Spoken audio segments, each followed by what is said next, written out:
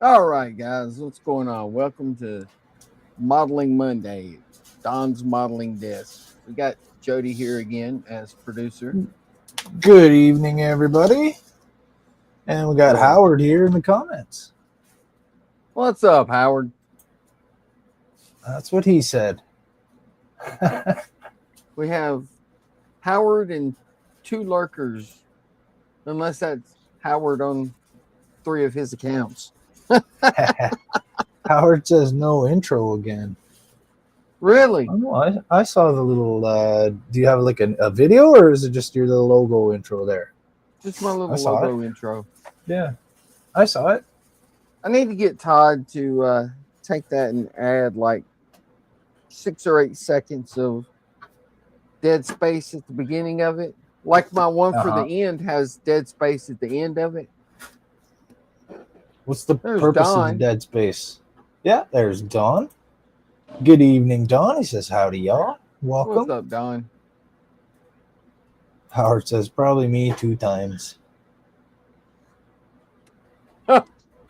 Oh, yeah, he watches it on his TV and chats from his phone. That's what I do, too. Oh, do you? Yeah, if I'm in the if me and Mary are hanging out watching, I'll have I the do that TV sometimes, but YouTube on the most TV of the time I don't. through the PlayStation because I don't have the fancy smart TV in the bedroom. So we just use the YouTube on the PlayStation and watch it through there, but you can't do the chat, right? Right. You can see whatever comments pop up, but you can't type in comments. I have a smart TV, but it's so dumb that I bought a Google Chromecast to put on it. Okay, so what does that do? The TV was driving me crazy. So that puts your whatever you're doing on your Google browser onto your TV? Well, no, it's like Android TV. You know, it works like a Amazon Fire Stick or Roku. You know, except it's made by Google. Oh, okay. So it just finds things on the internet to watch. Yeah, it's just okay. The Gotcha. apps that were built into the TV were so draggy and slow that they're not great. It was driving me crazy. The little $30 Google TV thing works perfect. Oh, good. But the built-in apps and the $400 TV don't. Explain that, yeah, right? The one, the YouTube on my TV that we have in the living room isn't that great, but the one on the PlayStation 4 works really great. Yeah. But that's on the PlayStation, not the TV. Yeah. It looks and acts the same way. It's just better, faster. I don't know. Yeah. Less ads too. Same way with the Google TV. You know, it's the same YouTube app that you use on your phone, use on the TV. It's built into the Google TV. It's just that it's so much faster. Yeah. The TV is like click, wait about 3 seconds. Oh, there we go. Click. Yeah. Wait a couple seconds. Yeah, exactly. It doesn't have a lot of computing power in the TV. And I'm not the most patient person, so. I hear you. Same here. Now, Howard says, well, it's 2 different accounts. Let me swap. Don says, glad you got the stupid lights working. LOL. Those stupid lights. These are smart lights, Don. They are now. Now that you've had your hands on them, they're smart. Howard Howard says, problem. The lights are smarter than I am. Oh, come on. Other Howard says, okay, now it should only show 1 less. And then he says, Donnie, did you see the lights in Partworks? No. But I can look real quick.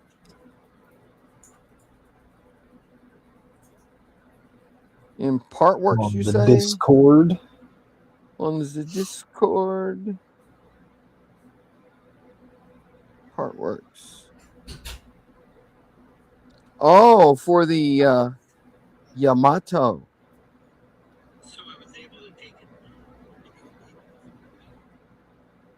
Hey, it's That Allie. is so cool. Space battleship Yamato. Yamato. Yamato. Whatever. Alec is here. Alec says, hi, Donnie. Jody, found most of the paints I'll need for my Osprey model.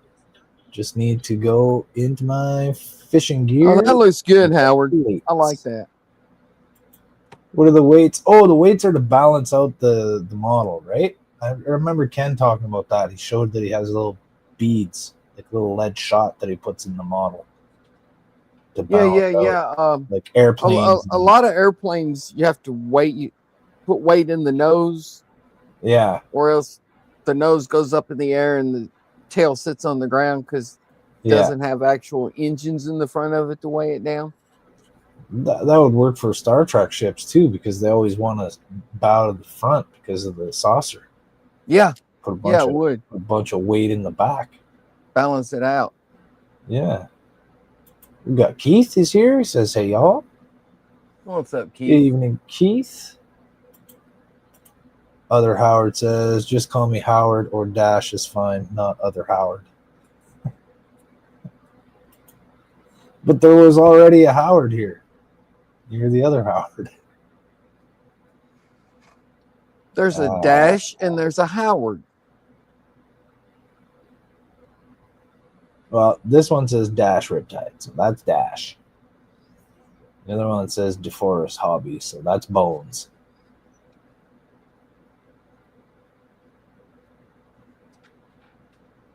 Stephen Haynes is here.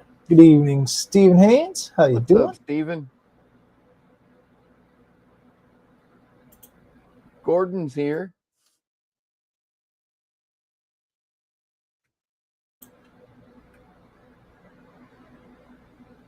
Yeah, there's Gordon. Hobby time. How you doing, Gordon? Good evening. And our buddy Kenneth is here. What's up, Kenneth? Donnie? Sitting here watching the greatest YouTube person. When's your last day, buddy? My last day? For what? Before your season holidays, before your Christmas holidays. Oh, for work tomorrow. I think that's what he means. At least I hope. Same. When's your last day? Good evening, Donnie. Do you know when is your last day?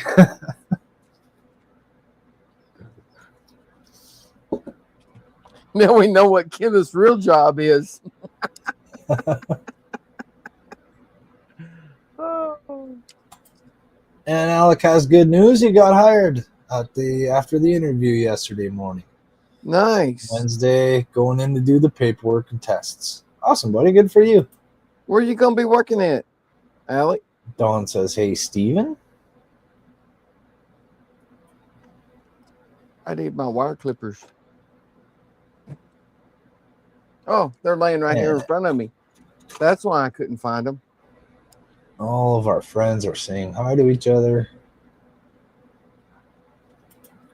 So Howard says, according to Jordan, I'm two different peeps. Oh, there was one stream there. You were like four different guys. Yeah. And Alex says, that's correct. The Osprey is tail heavy. Since I'm building out the rear door open, it'll be enough to keep the nose gear on the ground. Okay, so it sits on the kit do you have? I have the Italeri one. I need to build that. That's just a freaking cool plane.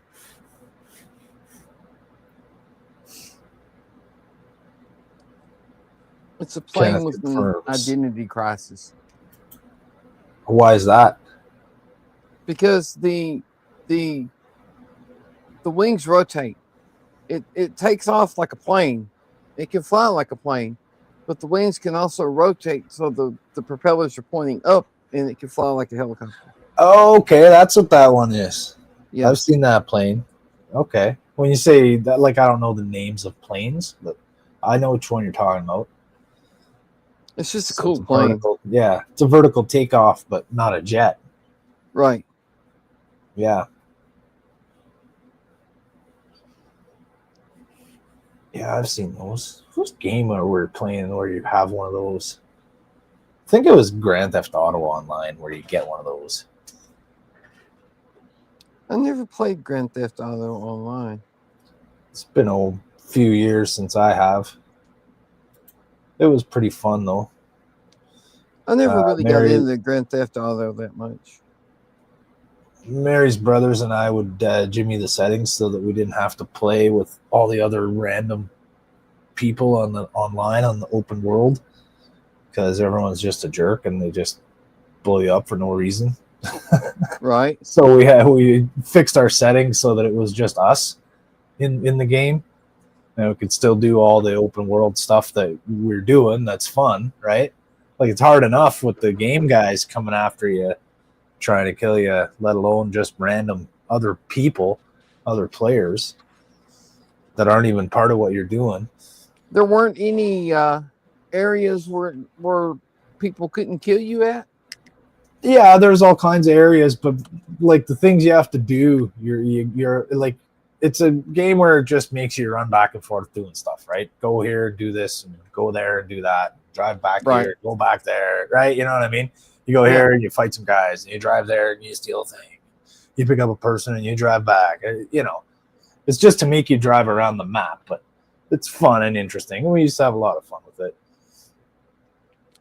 So you're always out in the open, right? And there's always somebody that cheats, and you know, they have better weapons and whatever. They're just jerks about it, and it's not fun that way. It's totally not fun. Well, see, the way Elder Scrolls Online is set up, most of the online world, you know, is shared by everybody, but you can't fight player versus player except in certain areas. Ah, I see. Yeah, see, this one's not like that. And when you're, you know, I've seen other ones too where it's open world like that, but when you're in a specific mission, it's not, right? People can't do anything to you, but this one's not. Yeah. But we mostly did racing. So the most fun part about that was that you could make a race wherever you wanted to on the map, right? And put the checkpoints down, and you could make laps, and you could make a point-to-point race, and there was a bunch of different things you could do. So I probably made over 300 races, at least 300. Wow. Yeah, all over the map. And I made them really difficult, like technically hard, right? So a lot of them, it wasn't even about going fast. Like, you'd be trying to drive across a pointed ridge of the mountain peak to make your way to the next checkpoint without falling down the side of the cliff. You know what I mean? And it was really fun. We used to play that a lot. Mary even got into it. We got her a PlayStation 3. This was years ago when we were playing it on PlayStation 3. We got Mary into it, and she just did the racing with us too. It was pretty fun. She had her own character, and we ran around the map doing all the races. Yeah, that's mostly what we did. I used to play all the Need for Speed games. Mm-hmm. And the Gran Turismo games. Well, I had this one race called Take the Next Left, where you drove around the city on just like mostly straightaways, and it was all left turns. You'd only turn left the whole NASCAR. Race. And then it had yeah, well, kind of like NASCAR, but you're driving around the city, right? You're just not on a loop. It was all 90-degree left turns, and there's jumps. And urban NASCAR. You could place the camera, like for when you made a jump, you could put the camera wherever you wanted to, and it would show you like a slow motion cinematic view of the jump as you did it. Cool. And you could like set that up and put the camera where you wanted to, whatever angle you wanted. It was pretty fun. That does sound kind of cool. Alex says, I'm building mine with the rotors up. Looks cooler, and I don't know how often they'd fly at max speed with the gear down and the rear cargo door open. Yeah, probably not. too often. Do you have the Italeri kit, Alec?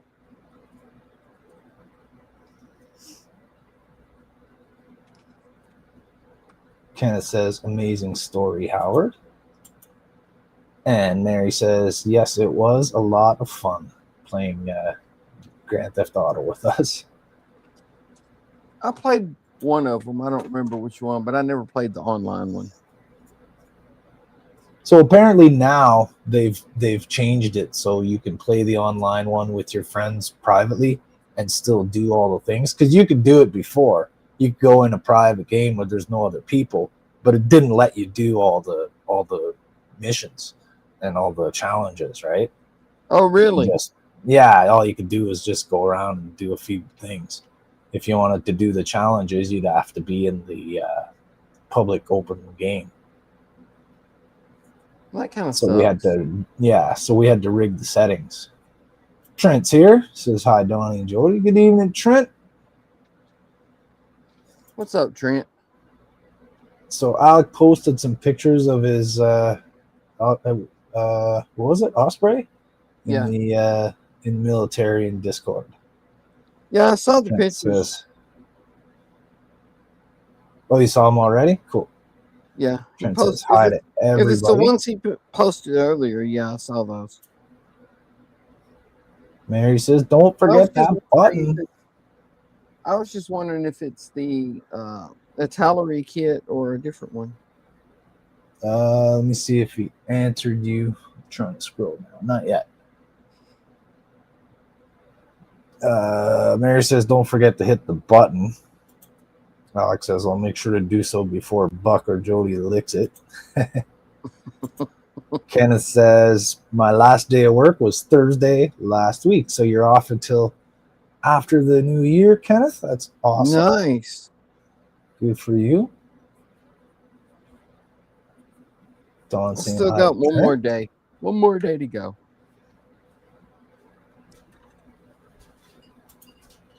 Howard says, I think you mean Jody, not me, Kenneth. Jody's on Donnie's stream talking.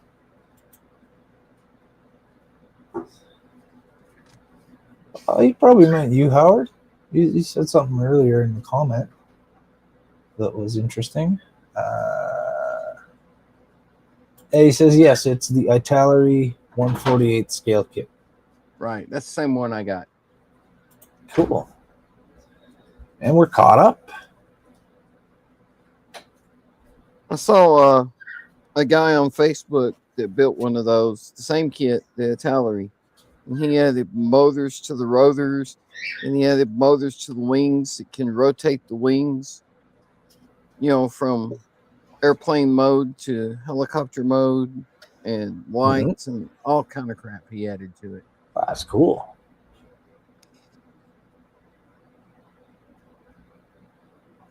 That's why I bought that kit. I'm like, oh man, I want to do that. It's still in the box.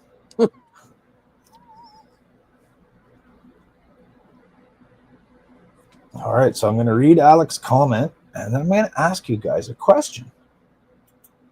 How's that sound? Sounds good to me. He says, I'm putting him on 2 weeks' notice tomorrow. Actually got a new job lined up. The news this afternoon. Be getting my tests. Yep, right on. Donnie wanted to know where. Where'd you get hired at? Kenneth, I'm getting paid for Christmas Eve and day and New Year's Eve. Floating day January. Awesome. Do you get paid for the whole time you're off, Kenneth, or just those days? Probably just those days. See, at Nissan, tomorrow's our last day until the 5th. We go back the 5th, and we get paid for all that time. Oh, really? That's great. I don't think Mary does. I think Mary only gets paid for Christmas Day, and that's it. I don't think she gets New Year's Day or anything like that either.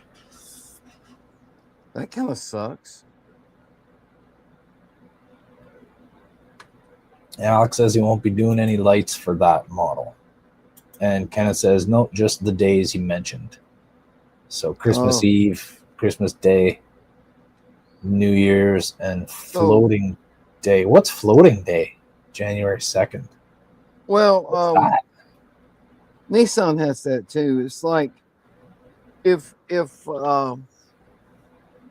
depending on how the holidays fall, if you're gonna have to like go back on Thursday or go back on a Friday and work just one day that week, after New Year's, then they'll just throw a floating day in there and let you off on Friday.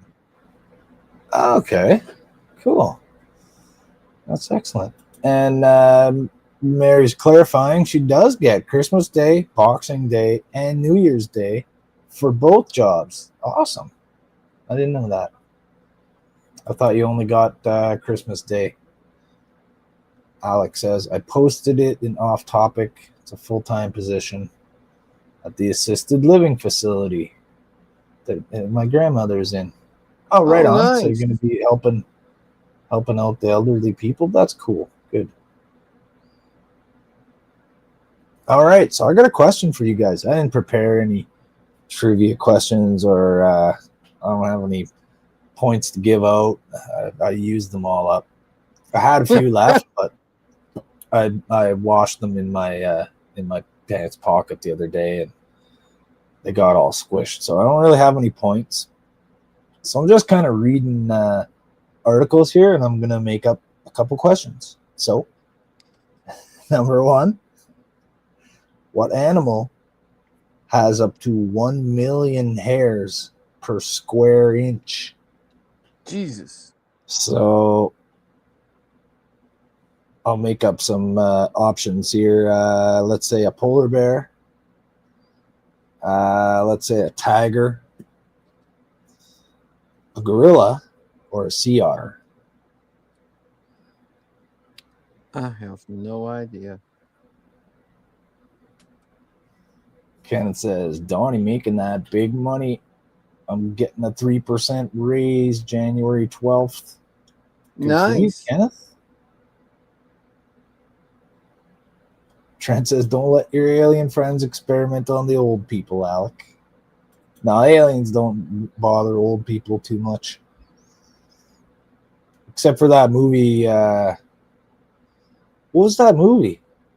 Cocoon. Where the little tiny ships. Yeah, Cocoon. That was so cool. What is it though? Trent says otter. John says otter. Alex says, what was the question?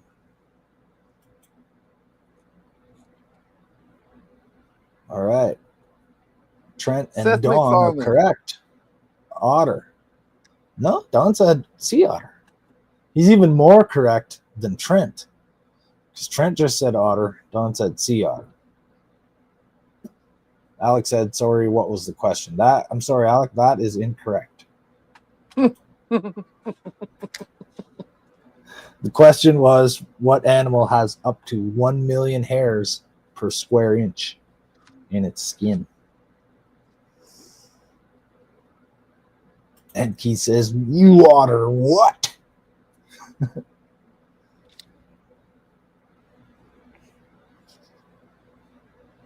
Okay, so what I'm doing here is... Wait, let me make you big. Yeah. I'm adding a strip of blue lights, just straight blue lights, so not ARGB or anything, to each arc to do the warp effect with. It does a bright flash when it goes into warp. And I was going to do it with the ARGB lights, but the only way it'll work with those is when they're on just idling, they'd have to be dimmer, so that it would have some extra brightness to do the flash with. You know what I mean? I see. If it's already as bright as it'll go, it can't go brighter to flash. And I like the way they look with them all the way on, bright as they'll go. Yeah. So you're going to put them on a separate circuit. So I'm going to add this extra strip of lights that I can do the flash with to make it, real bright for just that flash. Yeah. So those will mostly be off until you use the effect. All the time, except just for a second when you do the warp effect. Oh, that sounds cool. There you go, Trent. Yeah, okay, yeah. Cocoon was different. Trent says the movie I was thinking of was Batteries Not Included. That's right, because they were little aliens with like toy-sized ships, and they went to the old age home. Oh yeah. I know what you're talking about. But Cocoon was old people too. Yes, that was with Billy Crystal was in that one, wasn't he? I do believe so. Oh, there goes my clicky button again. Come on, star. Your clicky button. Yeah, I click on things and they don't click. That sounds more like a not clicky button. Well, it clicks and then it goes back the way it was. Like I star the comment and it turns blue for a second and then it goes back to gray. I wonder if that's maybe your mouse button is clicking twice or something. I checked my mouse settings. Oh, there you go. Yeah. I mean, like Done. the physical button in the mouse might be double clicking or something. It's weird. I mean, yeah, it could have dust in it. I moved my computer away from the front of my desk here just to avoid. I was getting a lot of dust and everything and all over my keyboard. It's all good now. So Trent and Dawn got the info for me. Steve Gutenberg from Police Academy was the guy in Batteries Not Included. Ah.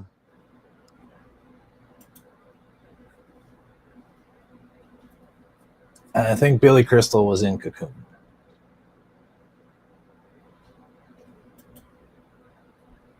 And Dawn's like, yeah, what Trent said.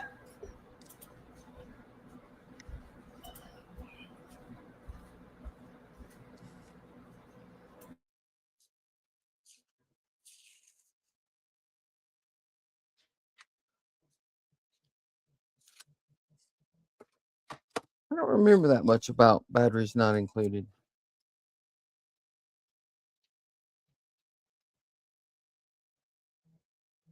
I remember the movie, but not a whole lot about it.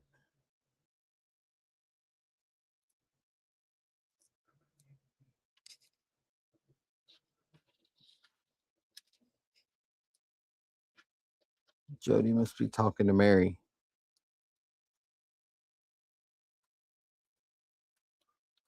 So what's everybody doing tonight? Anybody working on anything, or you just watching? Yeah, talking.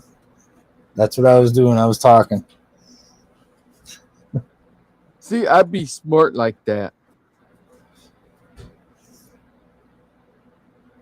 No, not really.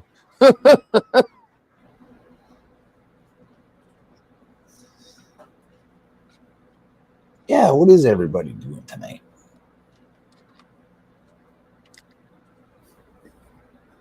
Okay, I got my movies the other way around. Don says Cocoon was Steve Gutenberg. And I'm wrong about Billy Crystal being in either one of those movies.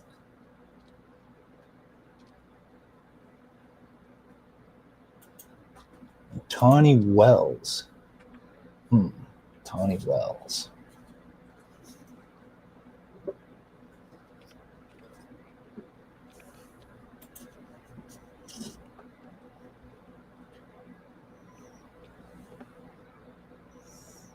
Oh yeah, the little tiny spaceships fixed the apartment building like new.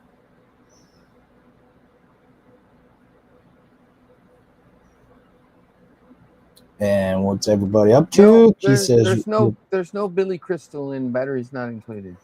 No, I was wrong. Jessica Tandy, Hume. You know what it was? I was confusing Steve Gutenberg with Billy Crystal. That's probably what it was. Could be. I'm bad for that.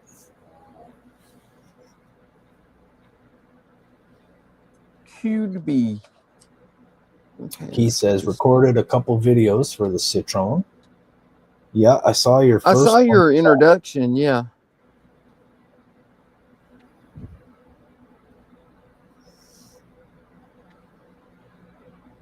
Don says you probably watched them both at once, Jody.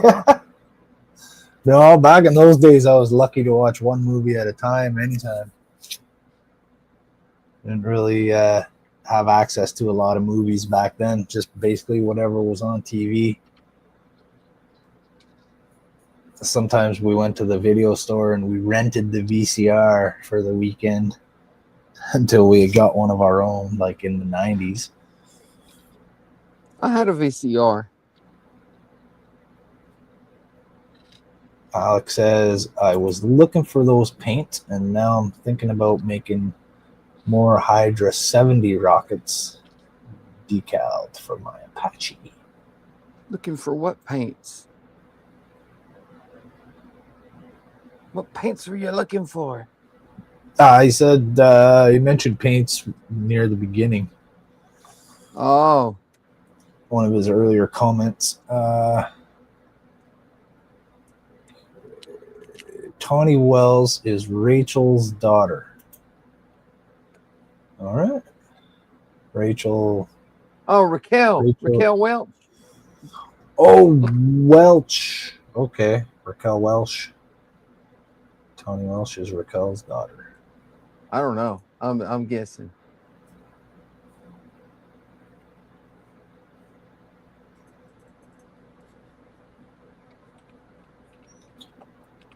Maybe.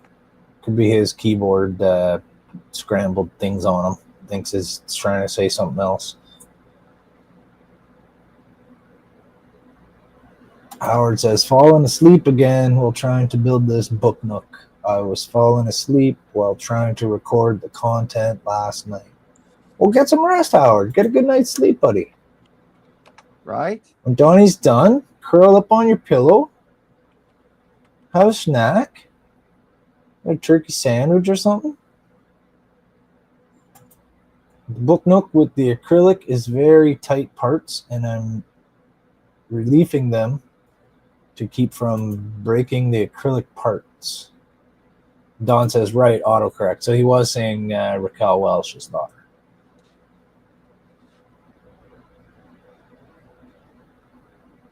Tawny Welch.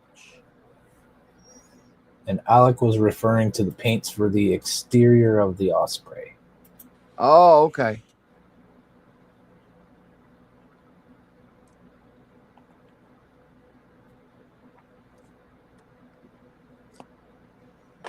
He says, I couldn't remember if I had the correct paints that they asked for, what I was using, but found them after pulling out every bottle of paint from the drawer. Yeah, that's always the way.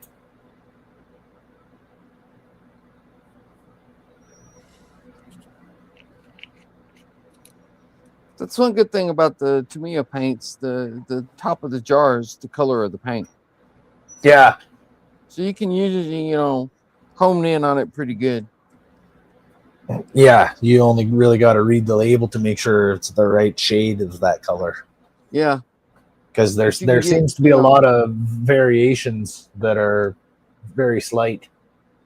You can get close enough just looking at the... Yeah. Like with that stuff Howard sent me there's one box that has all different grays in it, and they're not very different from each other. Like they're different enough to be noticeable when they're all together, right? You got all the bottles together. Yeah, you can see the differences, but if you were to use the two colors far apart from each other, you probably wouldn't notice that much of a difference. Probably not.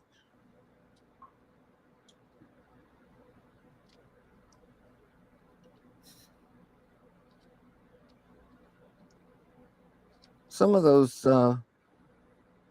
shades of gray are very, very similar. All 50 of them.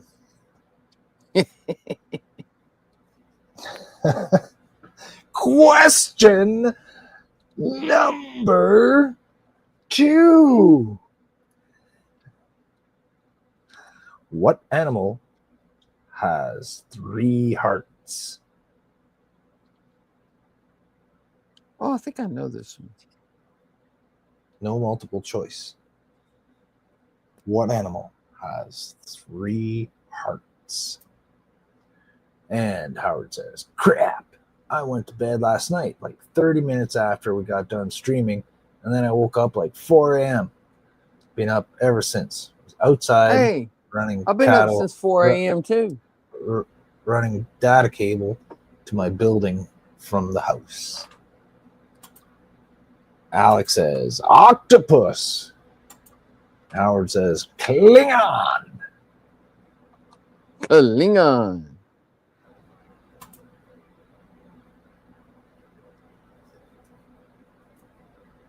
I will not listen to this two-hearted kapla.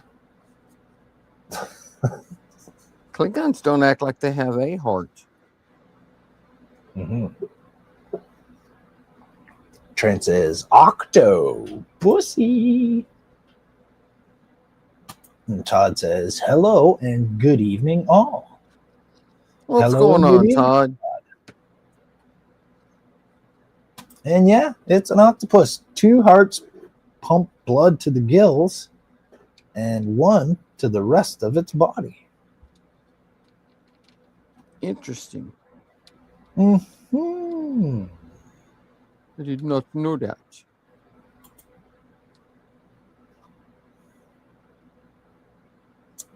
I did not know that either. One thing I did know is that apparently that they say apparently an octopus has neurons in all of its tentacles. Really? Throughout its whole body is basically one brain.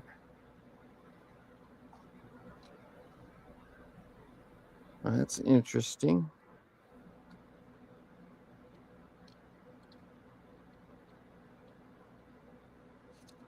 It's a little toit. A little toit. A little toit going in there. Do those strips have like a silicone coating on them, or like a rubbery coating? Makes them kind of resistant to shove through there. Not really resistant to shove through. Just a tight little area right there. That should work. You know what though? I probably should have tested that strip before I put it in there. You put it in there and you didn't test it? I did. What are you, Jody over there? Evidently. I did. Well, let's give it a quick test. I'm sure it's fine. It's one way to find out.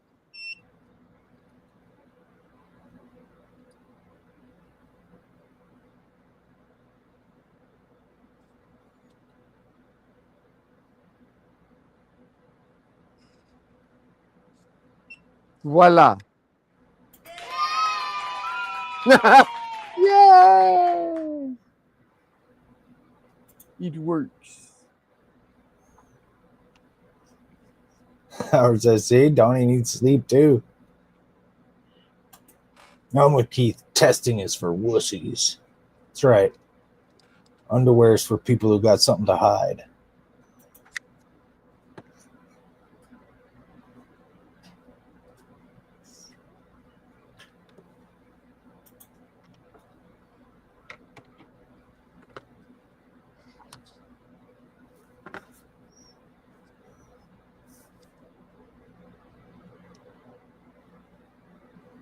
Let's go ahead and test these two while we got the power supply turned on.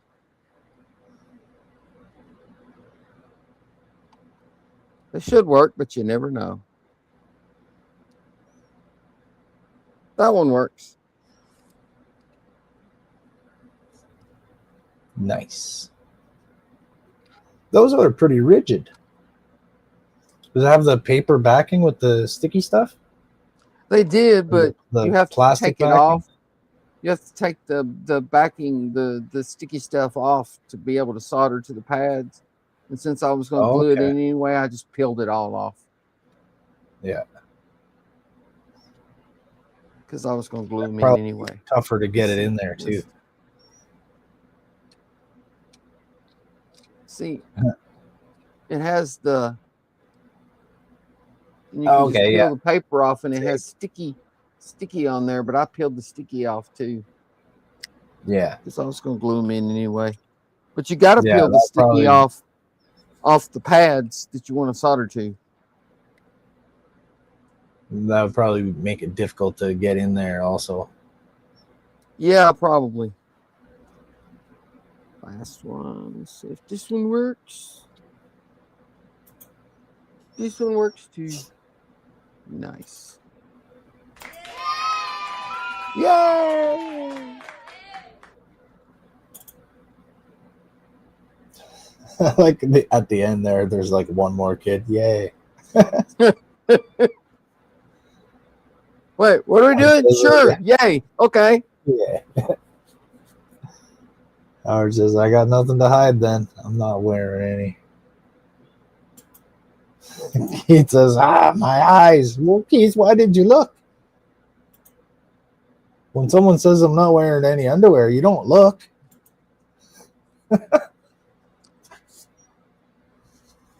Well, that depends on what she looks like.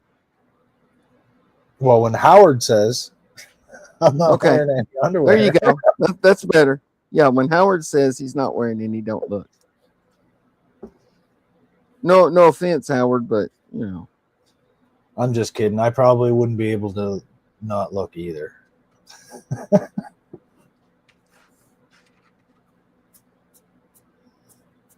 Is it like a train wreck? You just can't look away? Yeah, I got one of those brains that just needs to see everything. I don't know. There's some things that my brain is perfectly fine not seeing. Oh, that was smart, you dummy. You taped the wire on before you stuck it through there. Let's see if I can find it from this side. Probably not. Probably not.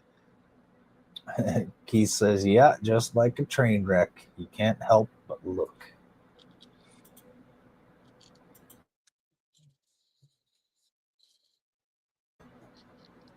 So do you guys like space? Space is big. Yeah. How about our solar system, though? So sure. What planet in our solar system has a single day that's longer than its year? Ugh.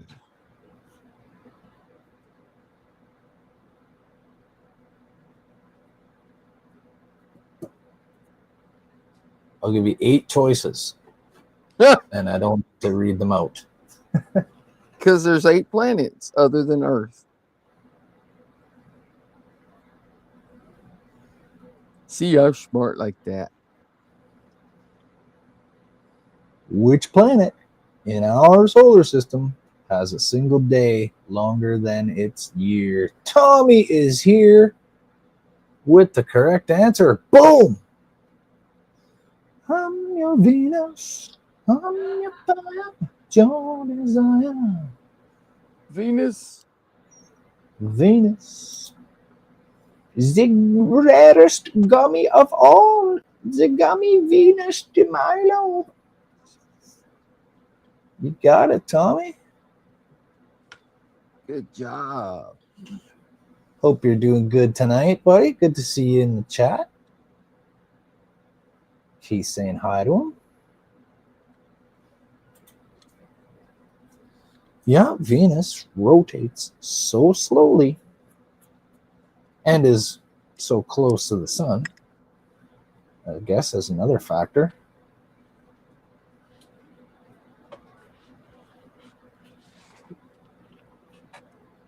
A very short year and a very long day. Yep.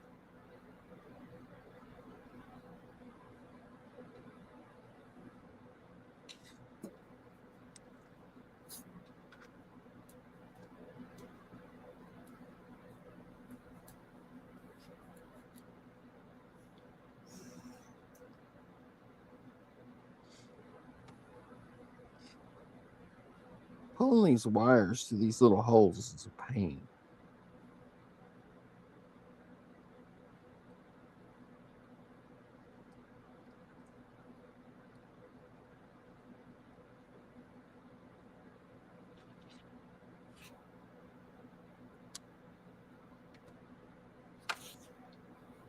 And no, Don, that's not why lights suck. Lights do not suck. There's lots of reasons for that, right, Don?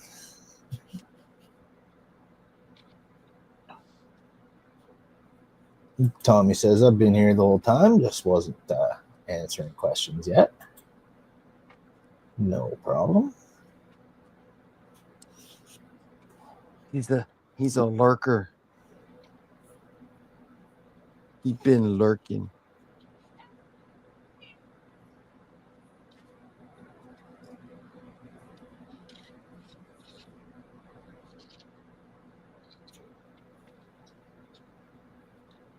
We have to trim this one off a little bit. He's too long.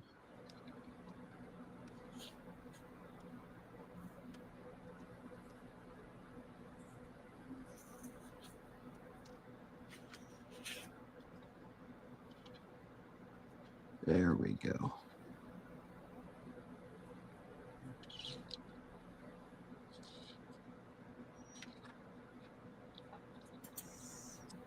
So Don says, in 3 years after you get your lights working, the model will be done. That's right, but it will be awesome. And Donnie's building the model from Venus. Donnie's on Venus right now building this model. So in 3 years, it'll only be like 4 days. That's right.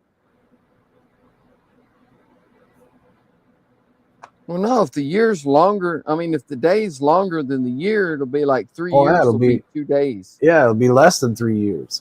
It'll be like 2 days. Yeah. I don't math well. I language good, but I math badly.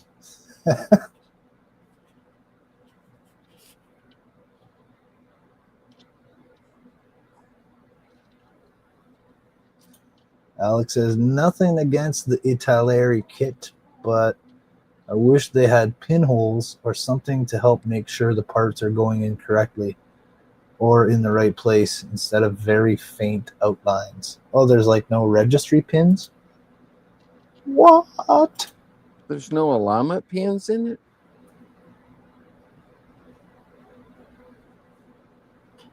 I don't know. I haven't even opened the box.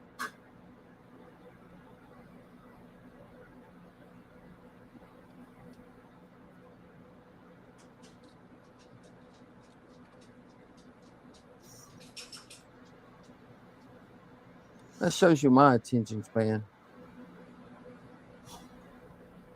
How long have you had it for? 3 or 4 years. But I bought it all intending to build it and add lights and motors and all this cool stuff, and got distracted before I even opened the box. Something came up.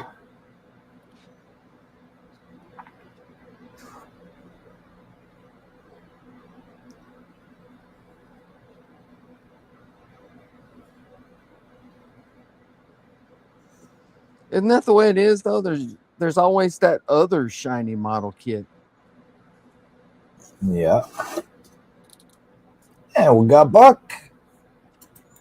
Buck's here. Says, hey, everyone. Sorry I'm late. I had a nap attack. What's going on, Buck? That's a good kind of attack to have.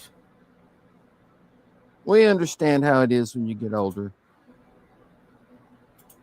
Well, Buck, since you're here, maybe you'll know the answer to this.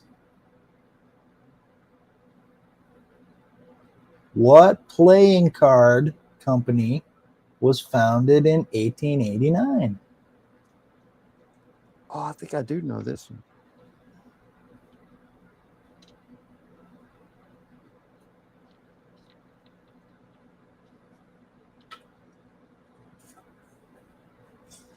Seth MacFarlane.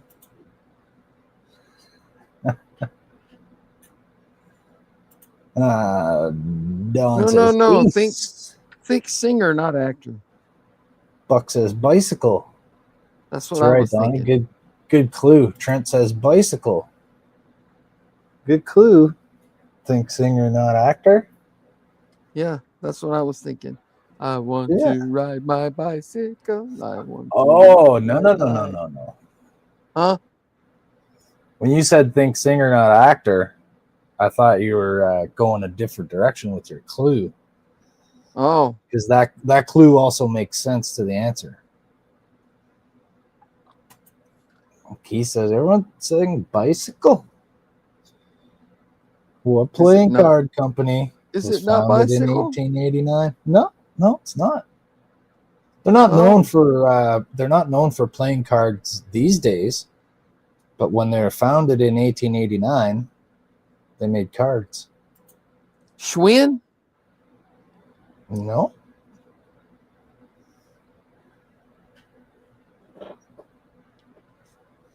Has nothing to do with bicycles. I was wrong then. I don't know.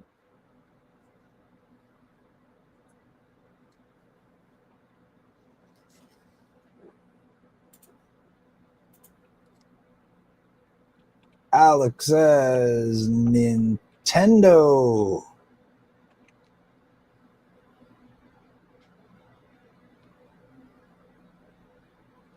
And something tells me his Google Foo is strong.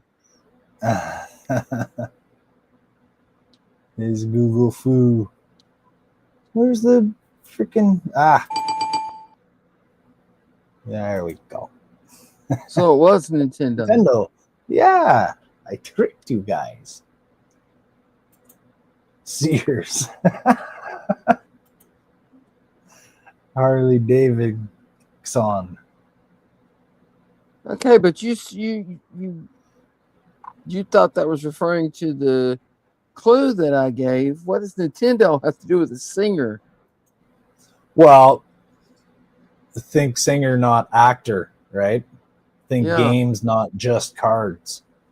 Oh.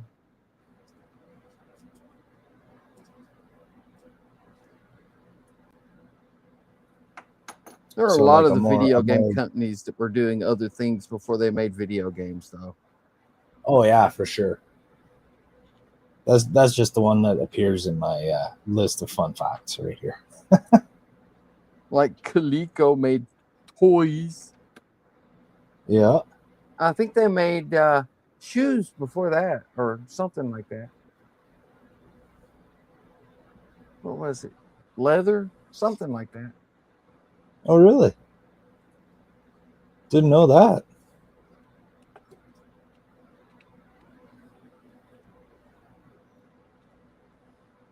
Yeah, they were originally the Connecticut Leather Company.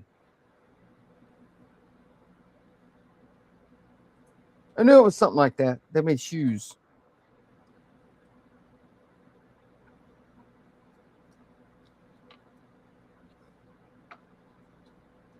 Buck says bicycle was founded in 1885, 4 years before Nintendo. So and then technically, Buck says, they're the oldest. They're older, yeah. Oh, I didn't ask what was the oldest. I just asked which one was founded in 1889.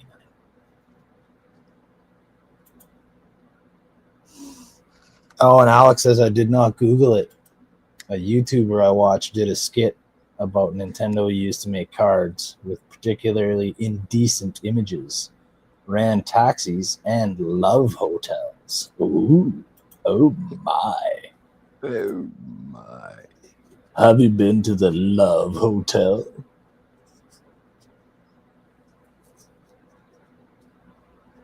The guy that runs it's really dangerous.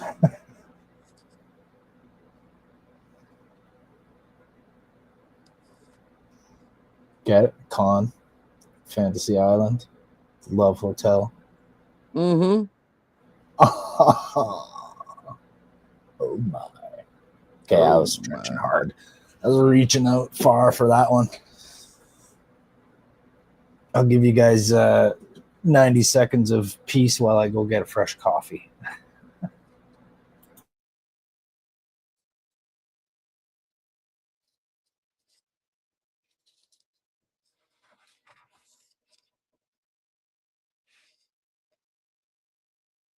Peace and quiet. It's very quiet. It's too quiet. It's quite quiet.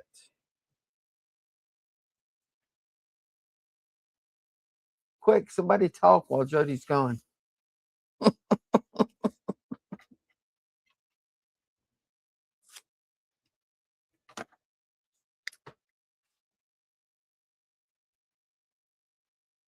But got more Lego parts for his Figo kits.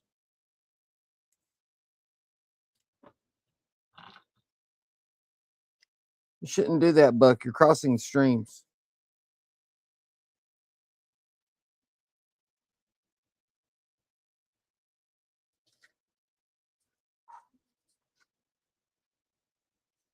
You shouldn't cross the streams, Buck.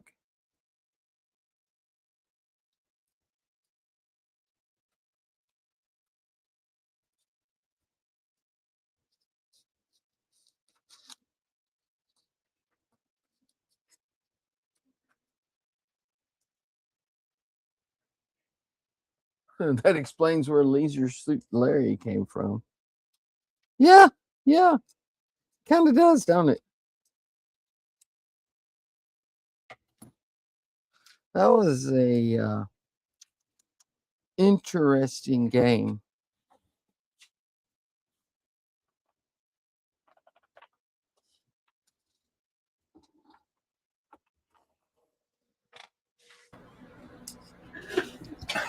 Leisure Suit Larry. Do you know that game? Yeah, I've seen it before. Yeah, that's an interesting game. I think I tried it once before. One of my buddies had it.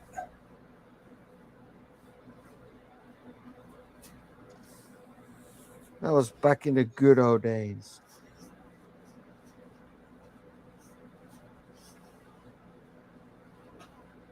Back when everybody didn't get offended because the sun came up. Yeah. Back before parents started realizing what video games were all about. Well, some of them anyway. Some games. Most games are fine. But yeah, some of them might have been a bit naughty. Leisure Suit Larry was fine.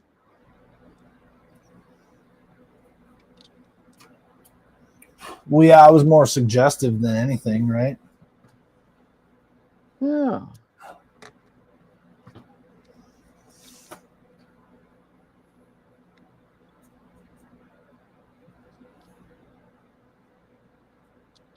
Well, there's a fun fact that explains a lot.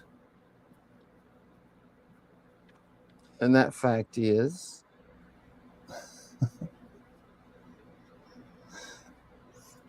What article of clothing can reduce blood flow to the brain by 7.5%? I'm going to guess a hat. Nope. No.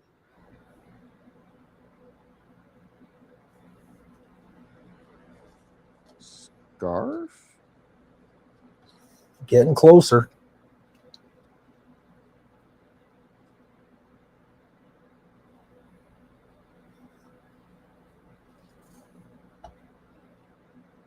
A dress shirt with an extremely tight collar?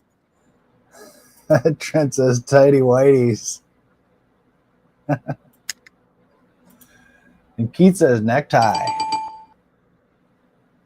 Yeah, that explains a lot. Neckties can reduce blood flow to the brain by 7.5%. So yeah, that explains a lot. Is Why it everybody the necktie wearing a tie all day long? Is it the necktie or is it the freaking white shirt you have to wear with the necktie with the button that's always way too tight? Yeah, I guess the button is the tightest thing, right? You can regulate the tightness of your tie. You can loosen your tie if you want, but if you got that button buttoned up, it's always tight.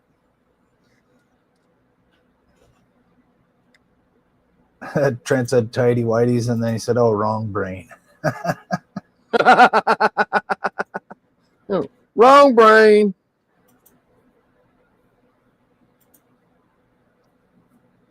That's the one most of us think with, though. Yeah, he's on the same track as me there. That explains why so many executives are brain dead. Yeah. Yep.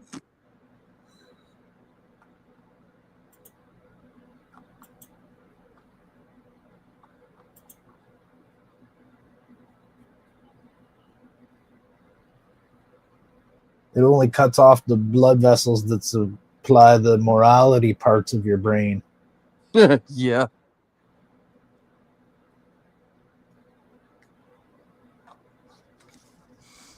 Okay, so now we got all those installed.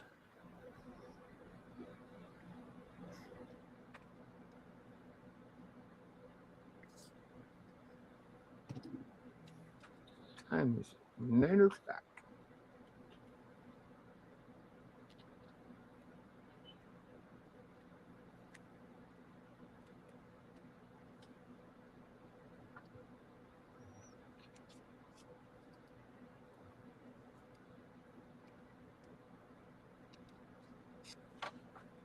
I remember having to like put on the whole suit and thing, you know, to go to funerals and stuff like that. I always hated that stupid white shirt. I can never stand wearing a shirt. Yeah, well, like, I mean, a button up. Yeah. Yeah. You button that shirt. button up there on the collar so you can put the tie on, and it's like, yeah. I don't understand why that's still the standard attire for professional behavior. What is it about the suit and tie that makes you a better person than someone that doesn't have a suit and tie? I have no idea. Makes absolutely no sense at all. Because it's just another excuse for exclusivity. It's the accepted norm. That's all. Mm-hmm. I agree with Todd. I would leave a job that makes me wear a tie. Yeah, it's pointless and stupid. It's an archaic custom that makes no sense. It symbolizes your leash. That's the whole point of it. It symbolizes your willingness to submit to the system and constantly wear this leash around your neck. Tell us how you really feel, Jody. That's getting there. I'm afraid if I told you how I really felt, your minds would all be blown. If I tell you, I'd have to kill you. But it wouldn't be on purpose. You want to be because your minds would be blown.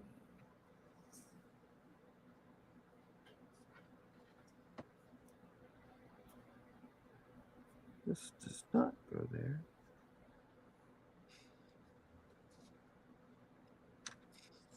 Let me open the PDF.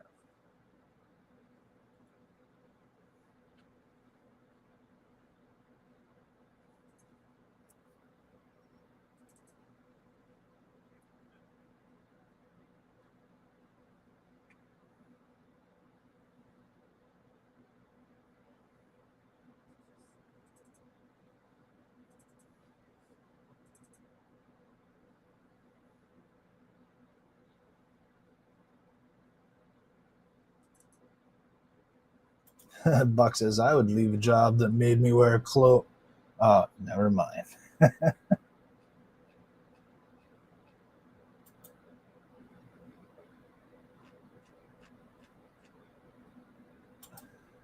Alex says, we know if it's that, not on purpose, would it be on porpoise? Why are our minds being blown by a whale?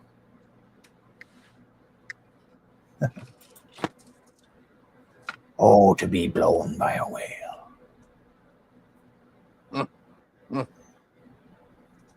That's a whole new meaning to the book Moby Dick, doesn't it? No.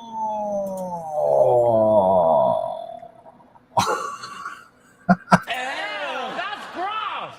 Oh, that's gross.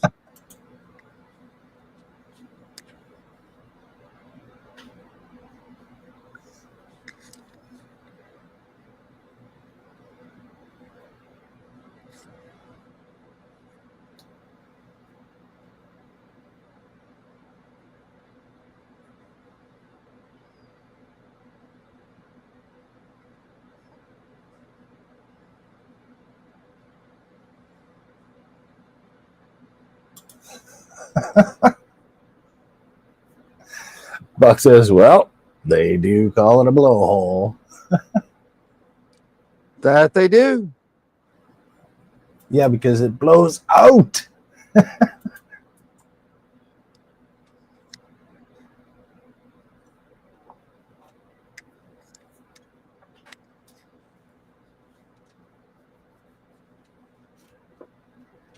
Behold, Buccaneers, there she be, the glory whale. There she blows.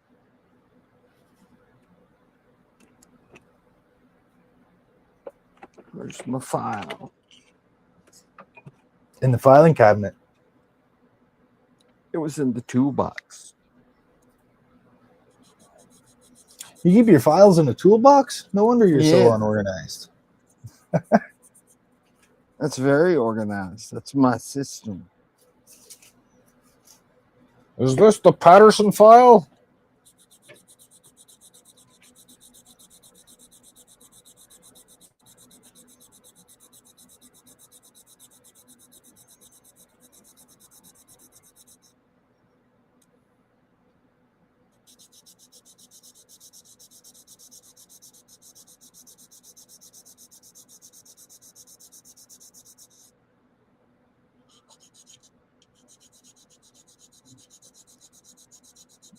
Okay, so check this out. 17th President Andrew Johnson died on July 31st, 1875, and as per his instructions, he was wrapped in the American flag, and what was placed under his head? A pillow. I don't know. So when Andrew Johnson was buried, what was placed under his head as a pillow?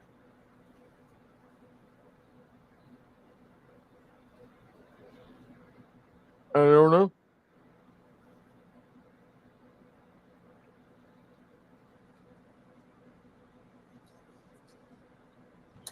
I'm afraid to guess. Don't be afraid to guess. You have nothing to fear but getting the answer wrong.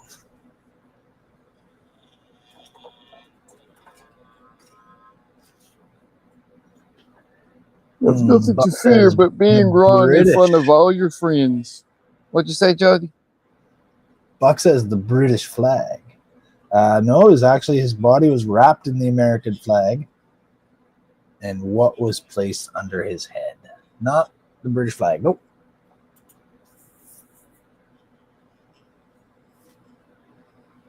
I have no idea. And Eric is here, and Eric says, wait, this stream isn't about popcorn? Just a cool sci-fi ship? Yep, that's it. Just definitely- a ship. It is definitely a ship show. That's for sure.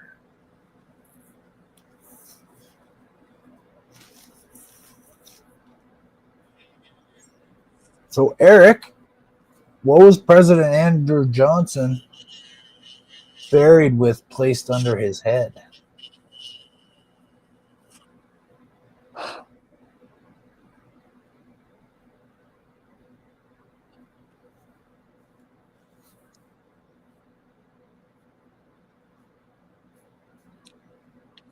Voila.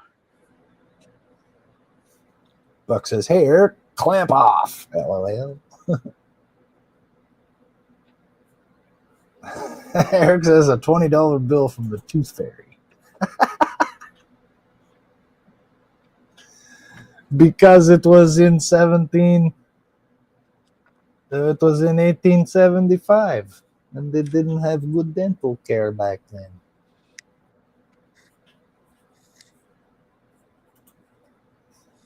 But I'm afraid that's wrong. Buck says his opponent from the election.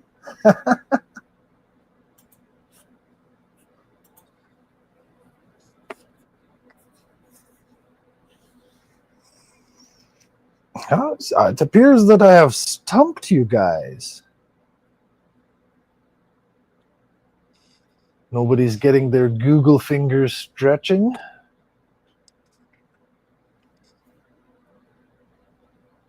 I'm getting this one from Reader's Digest. Oh. Yeah. Oh. Yeah. Not Reader's Digest. Okay. Got The it. Constitution. A copy of the Constitution. Yeah. Wait, he fit that whole ship in his coffin? Yeah. Under his head as a pillow.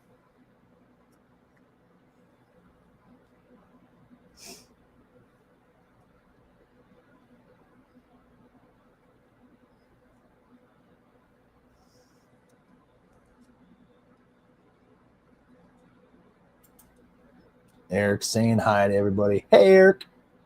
What's up, Eric?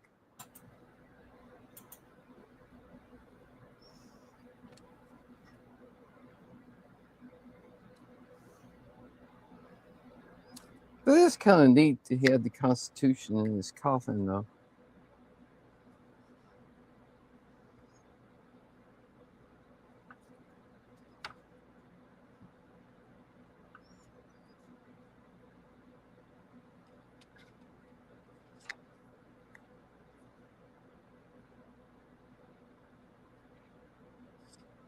Aha.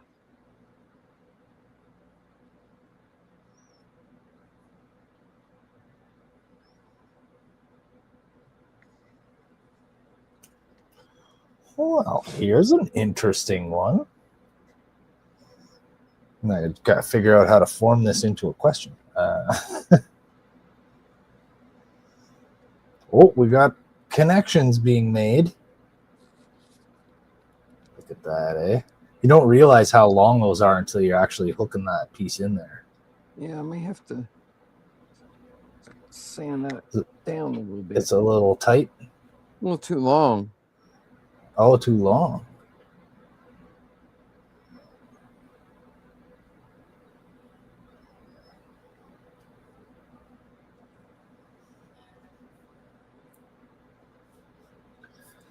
Okay, so while Donnie's sanding that down.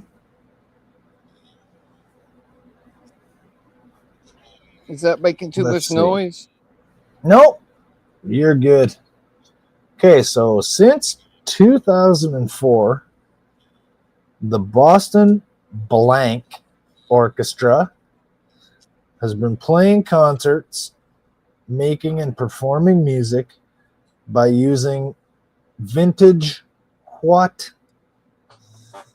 You don't have to tell me the name of the orchestra, but I just blanked it out because it would give away the answer.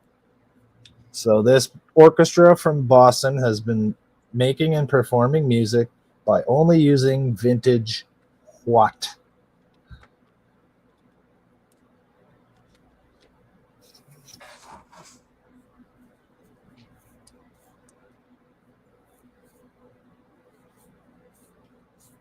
No idea.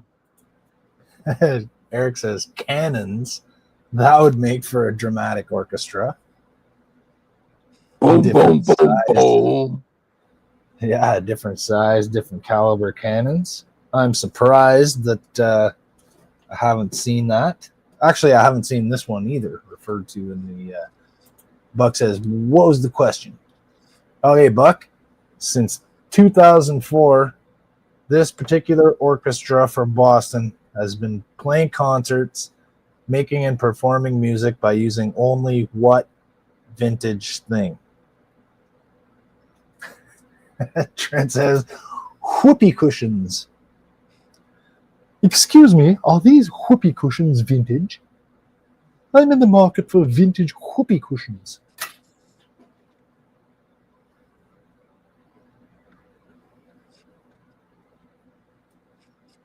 The vintage ones are just so quaint. Yes.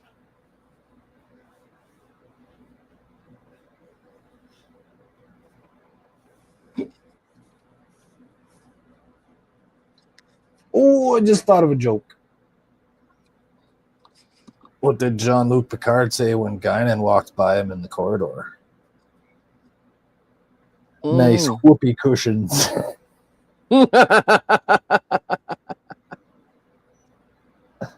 That's stupid. Mary says harmonica. Eric the says Philharmonic Orchestra. The Philharmonic Orchestra is just Phil with one harmonica. Yeah. He's like, hi everybody, thanks for coming out. My name's Phil. To the Philharmonica Orchestra. No, not video games, Eric. That's a good guess though. Buck says it's all about the bass. I would totally watch an orchestra that's all bass instruments. But no. Mary says harmonica. I'm afraid not. It's not actually an instrument. That's why I said vintage what. I didn't say what vintage instrument. I just said what vintage thing, vintage item. So I'll give you a clue. It's not particularly an instrument.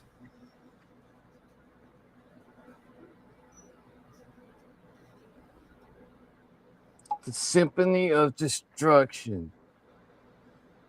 I wanna be your sledgehammer. The Symphony of Destruction.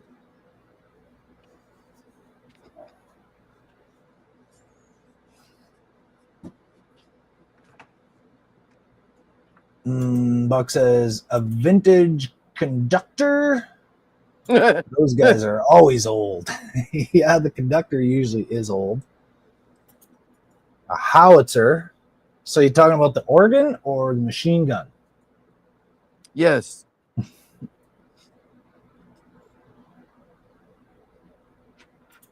No, no, no, and no.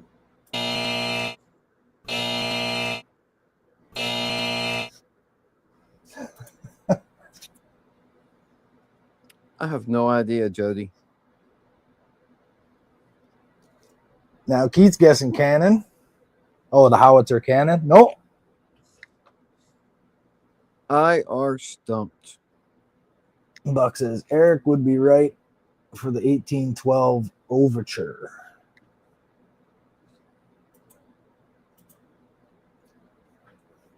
Okay, I'll ask the question one more time. Since 2004, the Boston Typewriter Orchestra has been playing concerts, making and performing music by using only vintage what? Wait, let me guess. Typewriter. Eric says, okay, I may need some help burying my son in the backyard. He just said War Pig is a grandpa rock song. Leave his head sticking out so the ants can bite him, Eric. Buck says, must be a typewriter. War Pig All right, is a grandpa rock song. Buck got it. I'm not a grandpa, and I love that song. This is exactly Jody. I am a grandpa, but I still love that song. Buck says, I'll help Eric. That's what a real friend would do. Yeah, a typewriter is an old-fashioned word processor.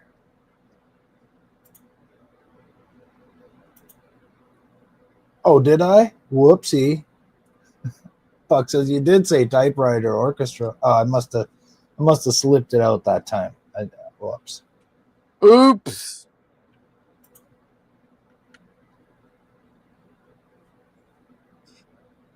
That'd be interesting to see. I'm gonna have to look on YouTube later and see if I can find it. So it says various sounds of clacking, sliding carriages, bells, and spinning rollers contribute to the orchestra's unique sound.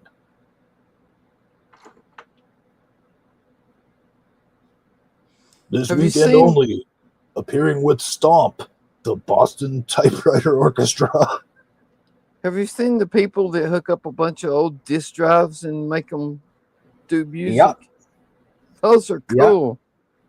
I've seen all kinds of stuff like that. There's one dude that makes things with old analog electronics, and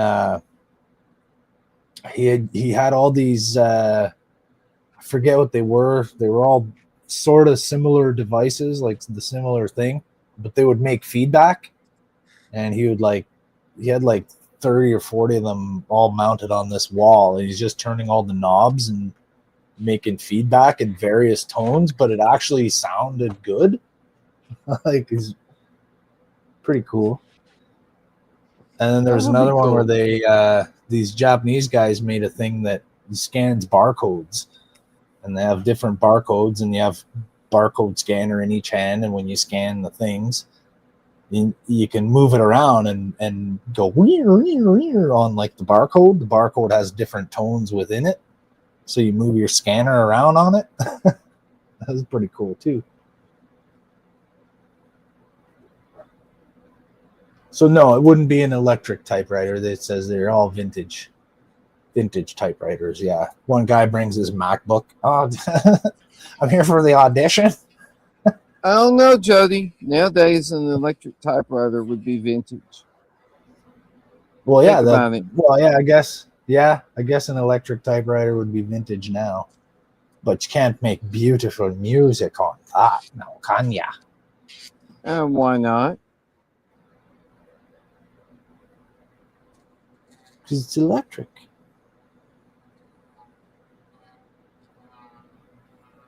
You can't make music with electronic things, can you? I don't know. I really like electric guitars. Oh, yeah.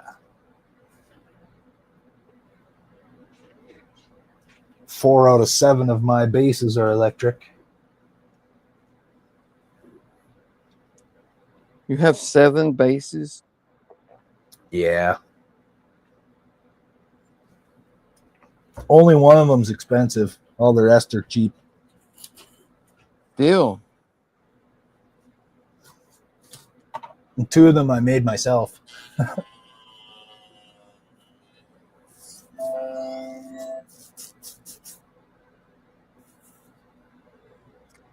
I was watching this guy on YouTube a while back, and he was talking about some company in China that makes knockoffs of unique rock stars guitars. Yep. And they're working guitars, you know. Oh, yeah. But yeah, they're cool.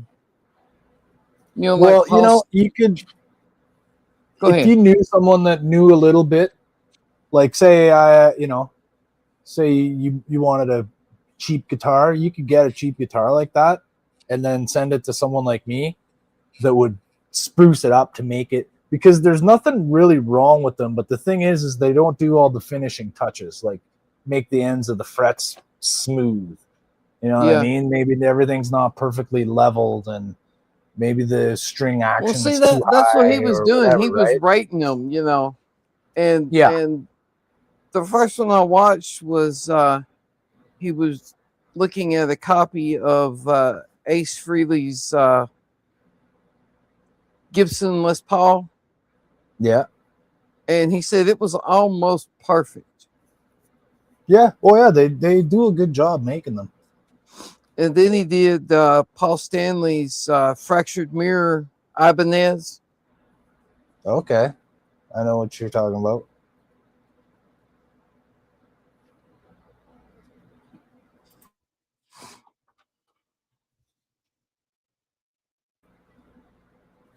So if you like watching things being made, you know, not just model stuff, one of the things that led me into watching the model building on YouTube was watching guitar building and just, you know, people making things in general.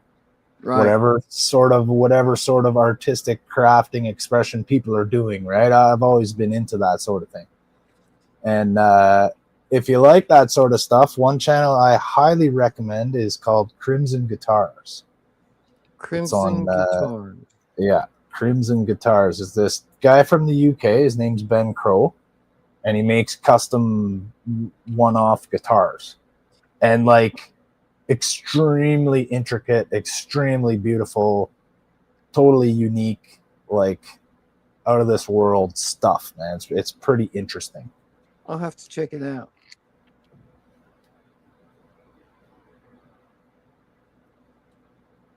Like he did this one where it's basically you know, the shape of a Gibson Les Paul, like a standard single cutaway guitar. Right. But his own custom design of it, right? And then he took this really white wood.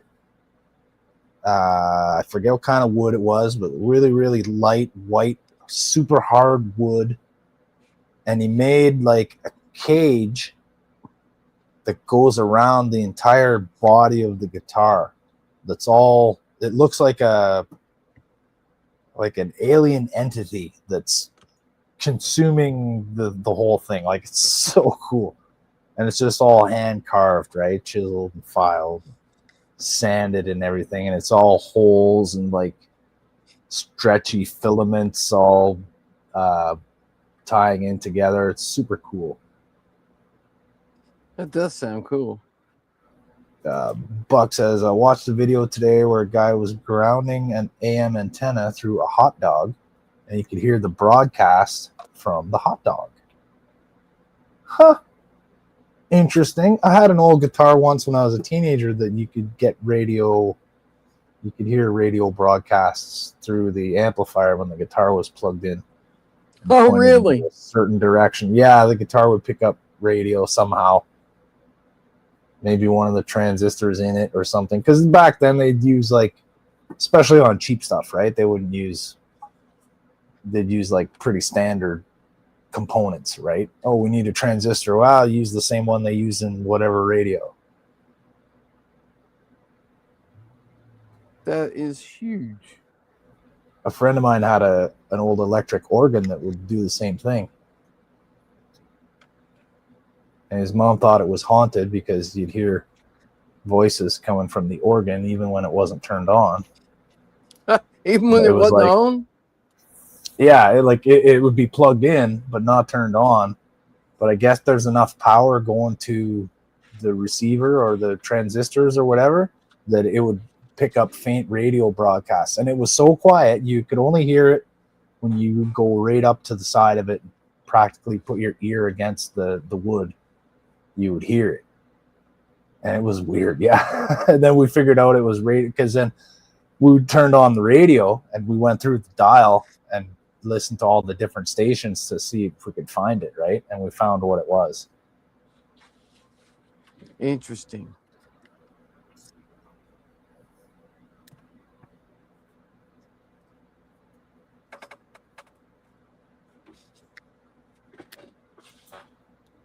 So Buck said that was a good hint, I guess, with typewriters. And he's seen that, not an electric typewriter. Okay, I'm behind a little bit. Let's see, the hot dog.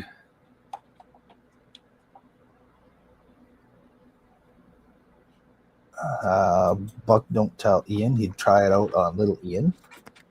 Buck says electric typewriters are vintage these days. I had an old Underwood when I did reports in school. Yeah. Well, he said this a while ago. Like 7 minutes ago. I was talking about guitars. How It's Made is a really cool show. Yes, I agree. Love watching that stuff. Oh, yeah. How It's Made. Don't watch. Eric. Don't watch the episode about anything you want to eat, though. Mm-hmm. Don't. Eric says the guy that builds guitars out of colored pencils and resin is amazing. Yeah, I've seen that guy. That's what's the name? But yeah, I've seen that one. He's done all kinds of different ones. He did one out of Legos. He did one out of pencils. He did one out of like cardboard packing material. And then he solidifies everything in resin. I've seen people make things like that with resin and colored pencils and stuff, but I've never seen anybody make a guitar out of it.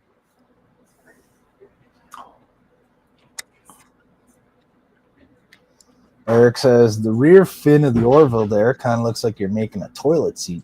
Yeah, a little bit. Yeah. Andrew's here. Okay, hey, Andrew, look. how's it going? Here's the body of the ship. Here's where the fin goes. That ship's going to be ginormous. Mm-hmm. It's too big for your screen. It is.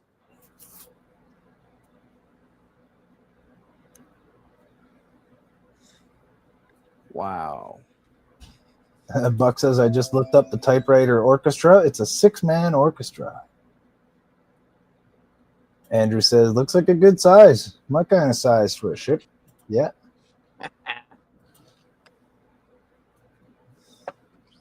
told you I could print you one if you want me to, Andrew. I do it anyways, Donnie. He wants you to, even if he doesn't say so. He wants one. Sci-fi bidet. Go to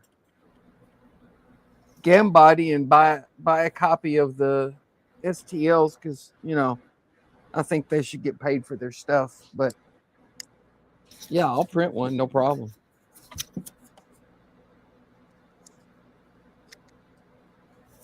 Andrew says we shall talk offline. Sweet.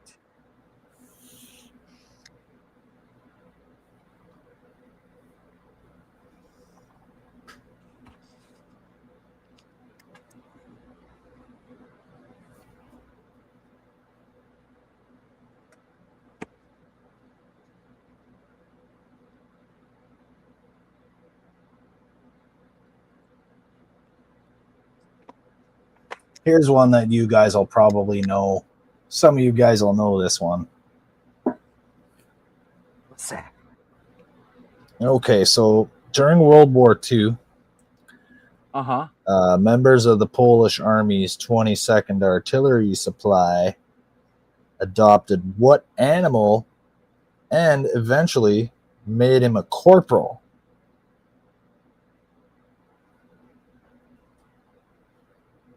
What animal achieved the rank of corporal in the Polish Army?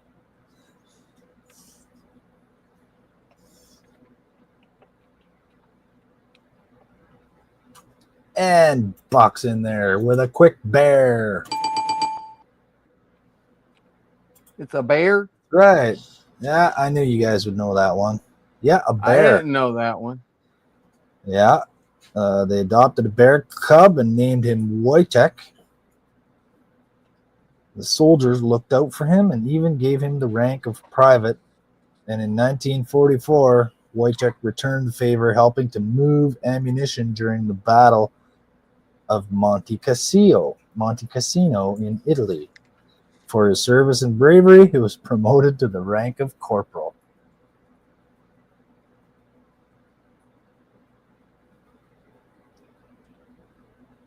And immediately following, mauled his commanding officer to death. I just added that last part. Oh, okay. And yes, Tommy says a bear. Tommy knew it too. He says, I think, no, you knew, my friend. You knew. There is no think. There is only no. There's no. A celebratory meal, Buck says. Yeah. That doesn't work. So what if you just achieved the rank of corporal in the army? What are you going to do next? I'm going to eat the colonel.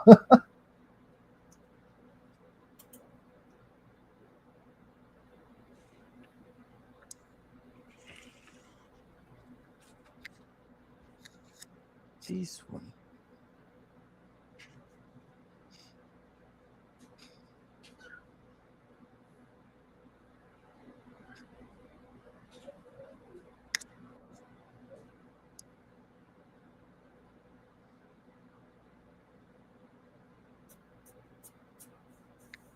Uh-huh.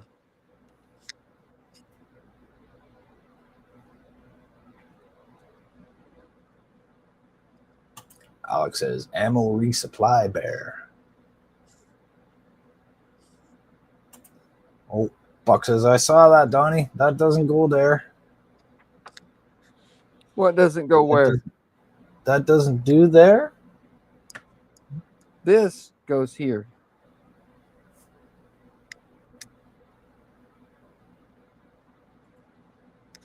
This goes here.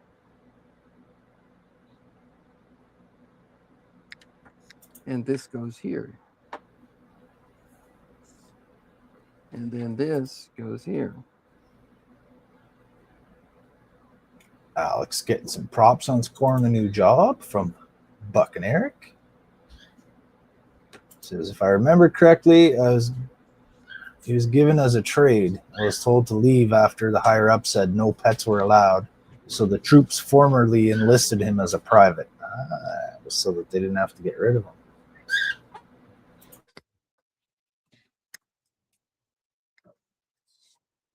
There was a bulldog in World War II also.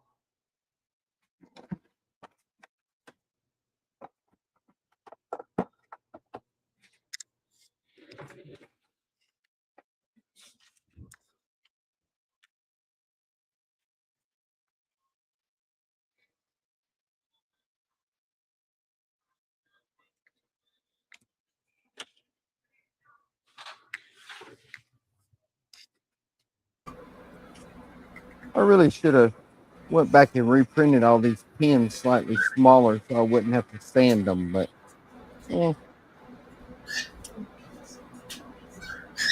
Are they flat? yeah. You need a fret leveling beam. I just dribble them.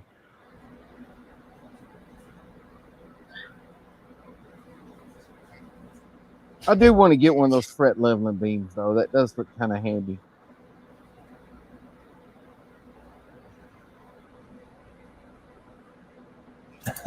Buck says, no, Donnie, that was General Patton, not a real dog.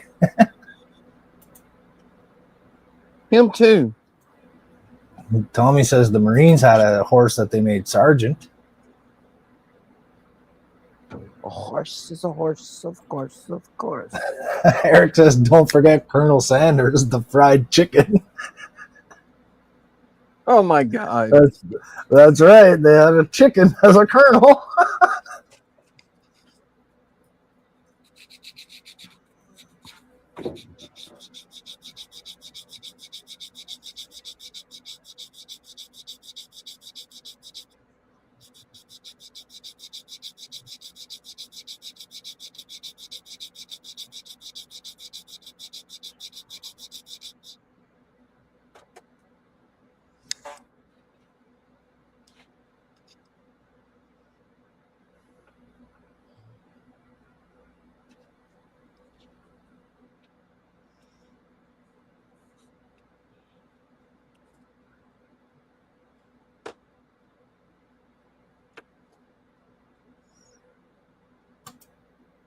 Kentucky Fried Colonel. Finger looking good.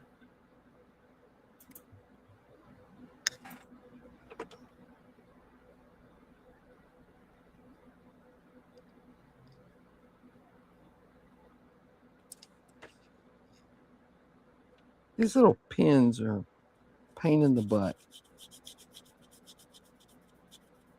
Don't put them there. That's where the PDF says put them.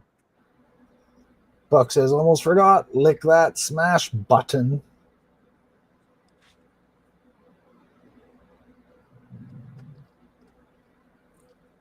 Nice. Lick that button.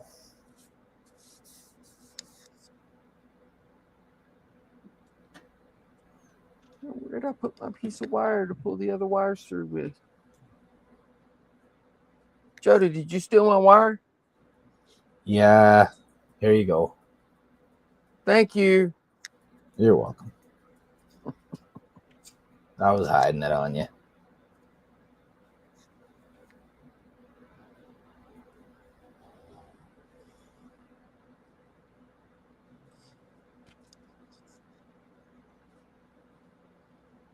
I need a piece of tape. Piece of tape.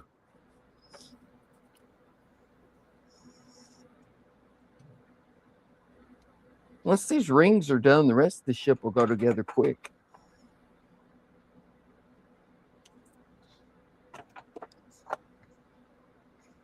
And the only thing that takes a while on these rings is running all these wires through.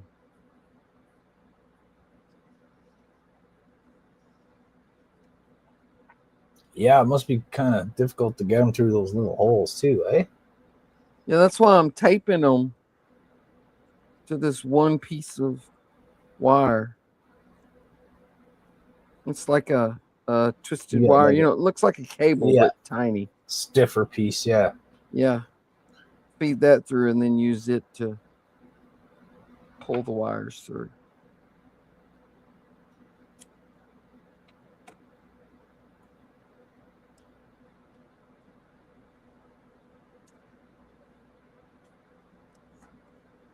So Buck said, don't forget to lick the smash button. Eric said, not again, Buck. Someone needs to house train that guy. Alex said, sorry, Buck, I liked it before you joined. So I got to press it before you licked it. You got to press the dry button.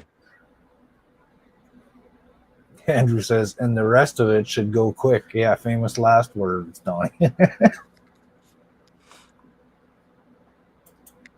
I said fairly quick. Some about don't celebrate too soon. I'm not celebrating.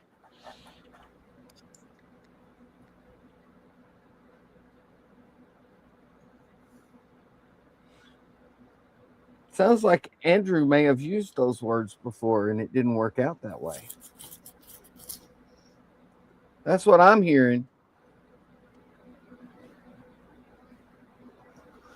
Is that true, Andrew?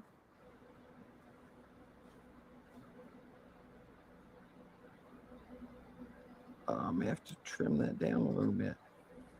Eric is giving Andrew congratulations on his paint fix. Yes. That turned out looking pretty good. It did.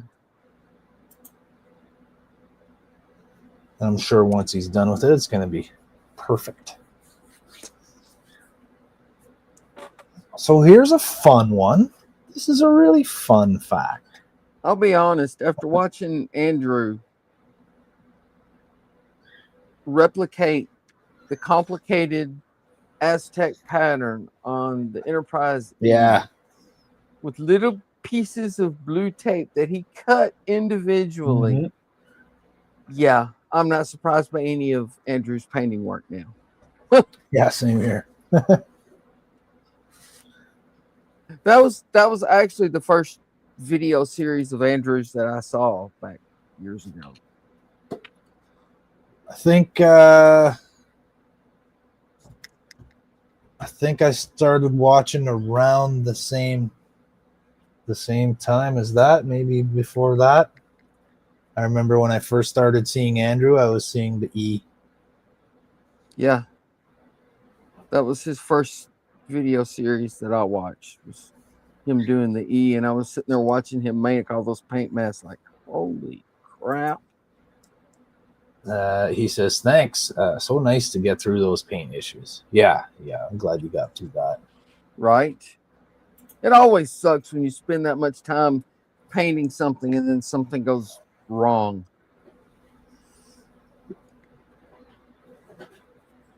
Because I have done that many, many times. That's why my Defiant isn't finished yet, as a matter of fact. Oh, really? Yeah. Because it needs paint touch-ups? Oh, no, it needs completely repainting. Ah. And that's tough to do when the model's all finished. I was painting the Aztec pattern on it, and big chunks of the base coat peeled up. Oh, Andrew's going to do some detailed brush work. He says, I just picked up a pack of nice fine point brushes so I can touch up all the paint on the D Aztecs by hand. Nice.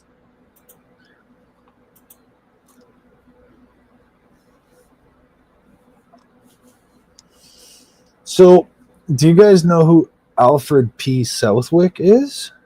Or was? No. Well, he was, in 1881, he was a dentist in Buffalo, New York. But what did he invent?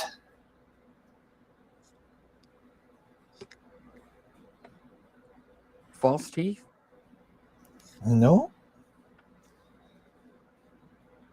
Alfred P. Southwick was a dentist in Buffalo, New York.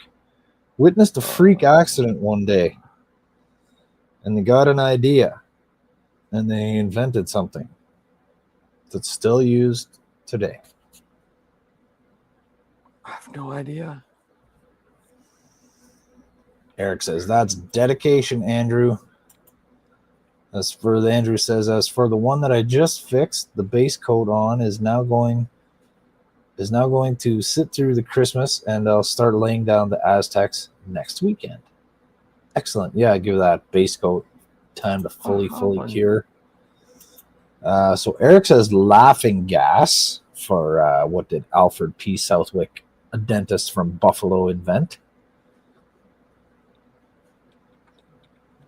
Eric says laughing gas.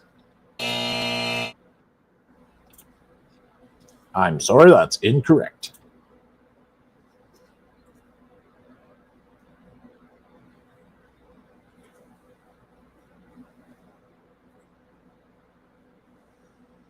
Anybody else? Anybody got any guesses?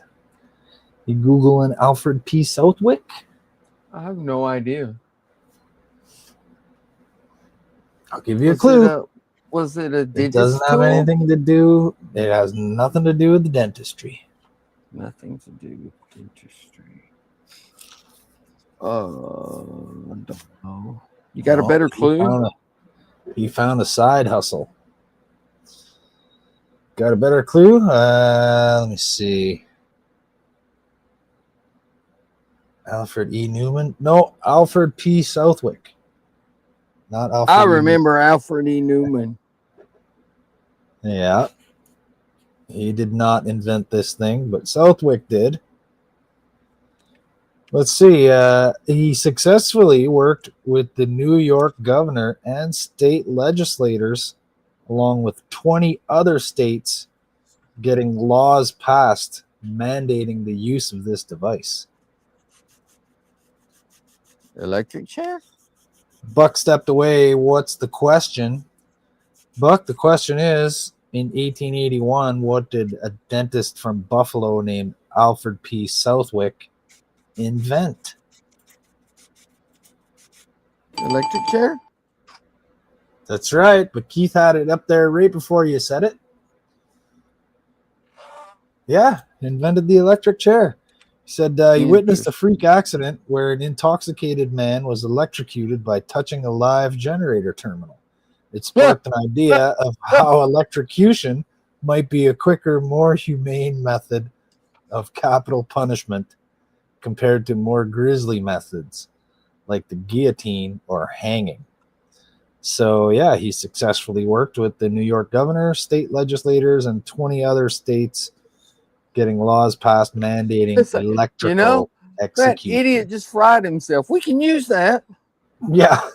You know what? That's a great idea. Wow. He was guessing the seatbelt. No, not the seatbelt. Not in 1881, anyway. Yeah, too early for seatbelts. That's a good question, though. What year were seatbelts introduced? And I bet you some of you out there can tell me what car manufacturer introduced them.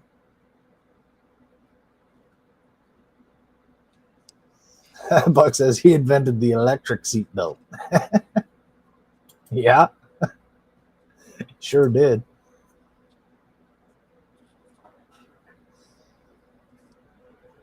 Buck says Chevy? I don't know for sure. The Corvair. That's what I've heard. Yeah, the Chevy Corvair introduced them. But what year? I don't have the answer. I just thought to ask that one. Andrew says Volvo? No, I'm pretty sure it was the Chevy Corvair. I think it was like in the 70s or the 60s. I thought it was a little earlier than that, but maybe 1958. Buck says I think it was 68. Could be. I guess I shouldn't ask questions when I don't have the answers. we have Google. I'm gonna take Buck's word for it.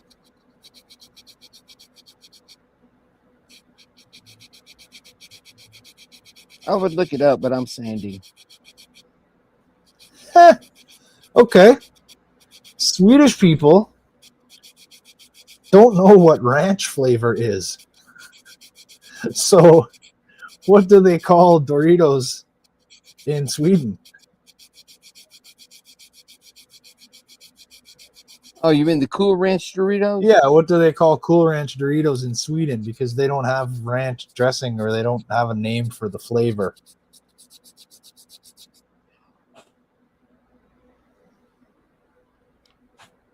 I have no idea.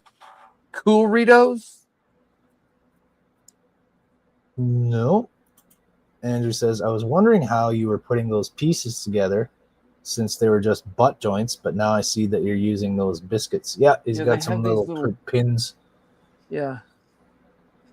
Little joining pins that print out with the, I guess it's part of the file, right? It's with part the of kit. The file, yeah. You didn't have to do those separately? Well, you have to print them out, you know.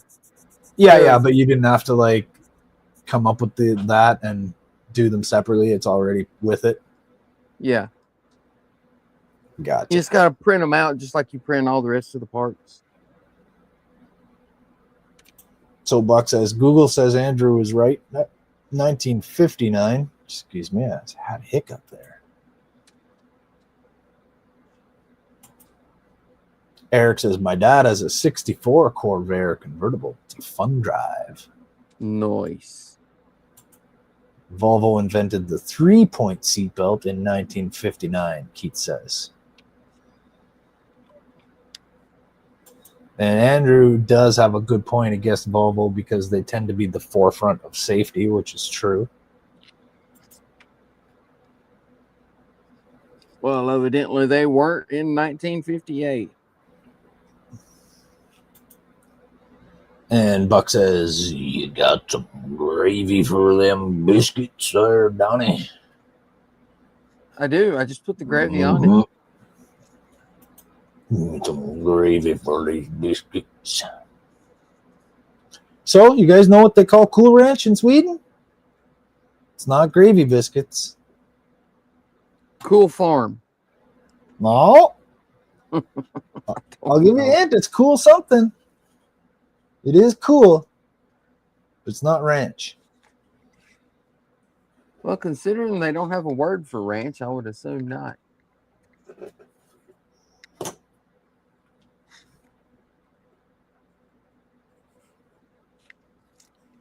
Oh, it doesn't say they don't have a word for ranch. It says they don't know what ranch flavor is. Right, which would mean they don't have a word for the ranch flavor. Yeah, I guess that would mean the same thing. We don't know what this stuff is. We have no word. Andrew says I was gonna type the same thing Donnie just said. Great minds. Eric says weird flavored American triangle. Huh. Ooh, Cool. Eric, Weird you're getting tasting close. American triangle. Donnie, you're getting close. Trent says Hirgen Furgen Doritos. Hirgen Furgen. Cool American triangle? Just cool American. Oh, cool American. Cool American. All righty. You guys were all over it. Eric was saying American. Donnie, you were saying cool. Andrew's asking, is that kicker you're putting on the seam? Yes. Putting the kicker in there.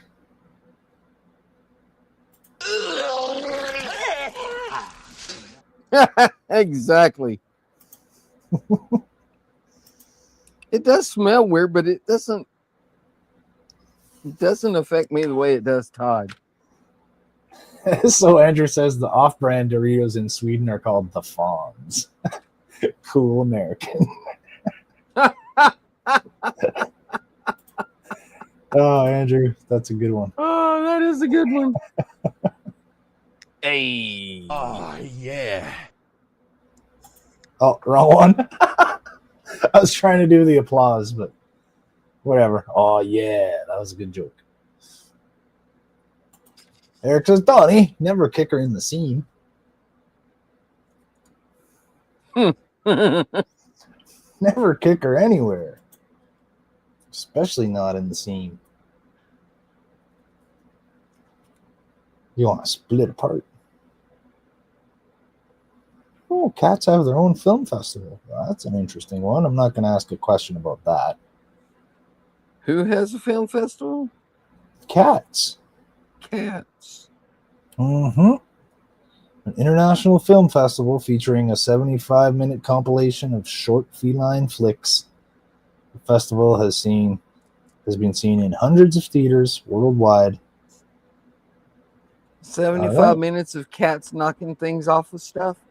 I guess so.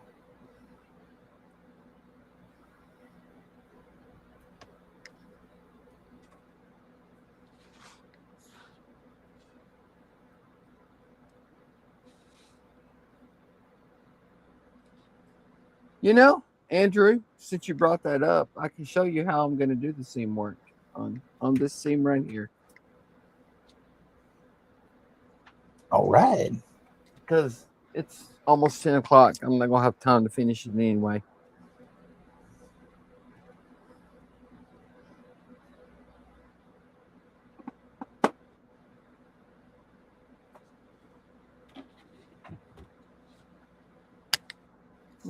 Where's my flashlight? There it is. Nope, that's not it.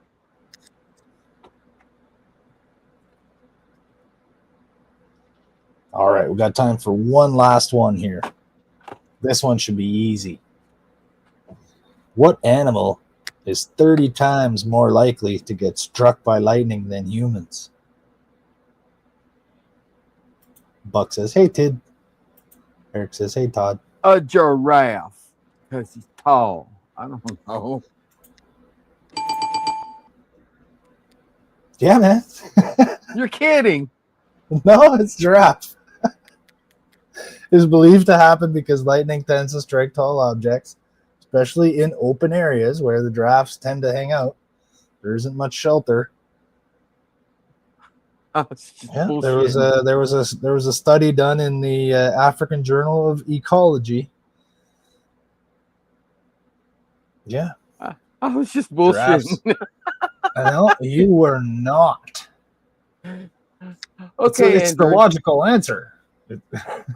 I have this little bottle. In this bottle is this resin from the 3D printer. I just take this resin, put it on the seam,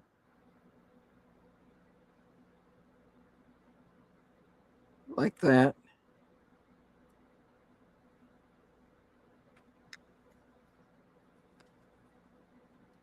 Hit it with the flashlight.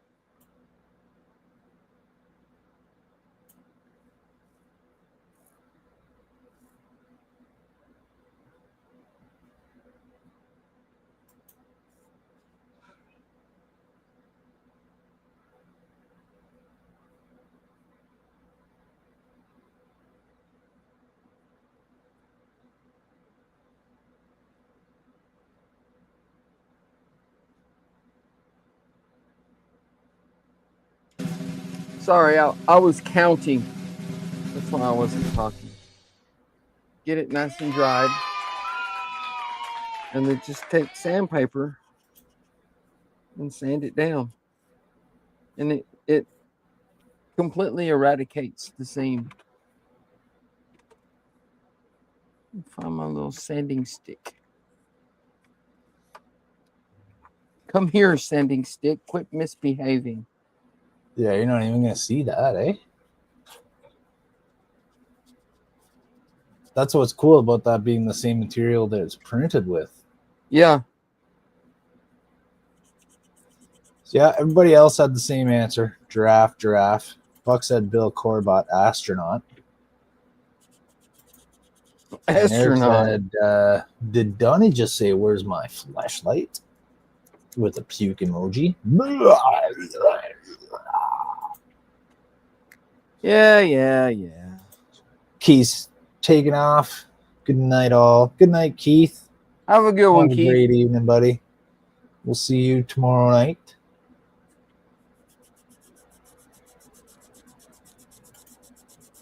Buck says, good night, Kiete.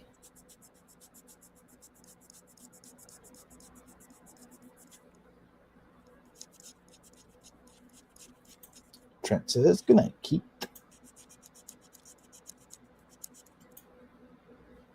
If Keith was Spanish. Kiete. Kiete.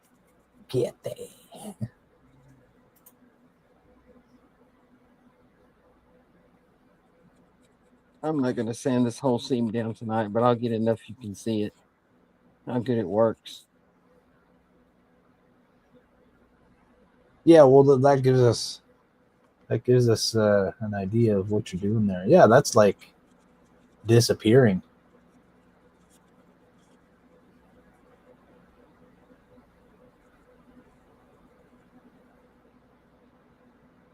So I got a question. When you paint those resin models, do you need to sand the entire model, or does the resin take paint pretty well already on its own? It takes paint pretty good. I'll prime it first. Yeah. It'll take the paint primer very nicely, though. Yeah.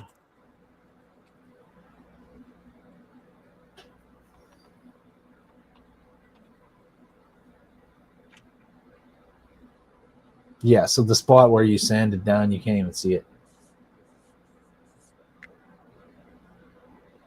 Excellent. I mean, it works really good. Andrew's asking if you're using adhesion promoter before paint. I never have before, but then I've never built a fully resin model, so we'll see. Do you use adhesion promoter first, Andrew? I think Andrew does. I've heard him mentioning it. Yeah, see, it almost completely disappears. I might have to do it a second time because that was a pretty big gap, but yeah. But yeah, it looks great.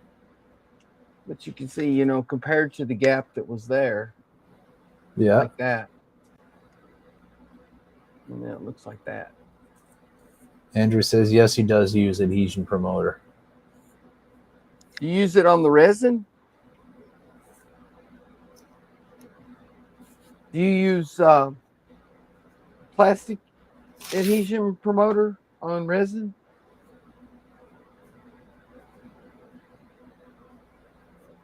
Because I've never built a fully resin kit before. I don't know. He says, yes, I do. So plastic adhesion promoter, Yeah. like the Duplicolor or something that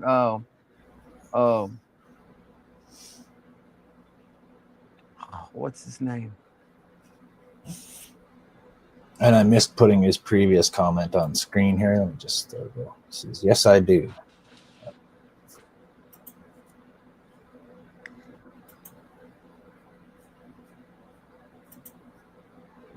Boyd. The like the Duplicolor one that Boyd uses or used.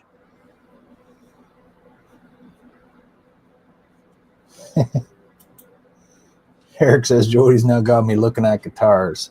These Koa wood Gibsons are beautiful, but crazy expensive. Oh, I love Gibson guitars. Anything by Gibson is just too expensive for the sake of their brand name. I think they really milk that brand name. They don't deliver quality items these days. Oh, they don't? No, their quality control is not very good these days. I've seen a lot of complaints and a lot of issues with people getting Gibson guitars, especially for the price of them.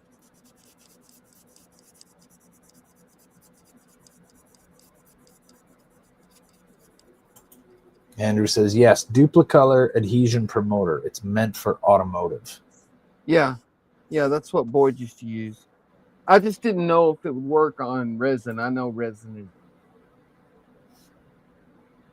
very chemically similar to plastic, but I didn't know if that would work on it or not. But I'm going to get out of here, guys. It's get out of here, man. after 10 o'clock. Get out of here. But we got all those other light strips put in. Lights. And we got this assembled. And we got this one half assembled. 2/3 assembled. Todd says, good stream, Donnie. Thanks. Well, thank you, Todd. Thank you, Todd. Thanks for watching. Thanks for supporting everyone on the team, man. Always helping everybody, making thumbnails, giving tools and supplies and advice. Hey, yeah, while you're here, Todd. This group is a great bunch of people. Speaking of Todd, is there any way you could make me a intro, the same little intro that I use? Just add like 6 or 8 seconds of blank at the beginning of it.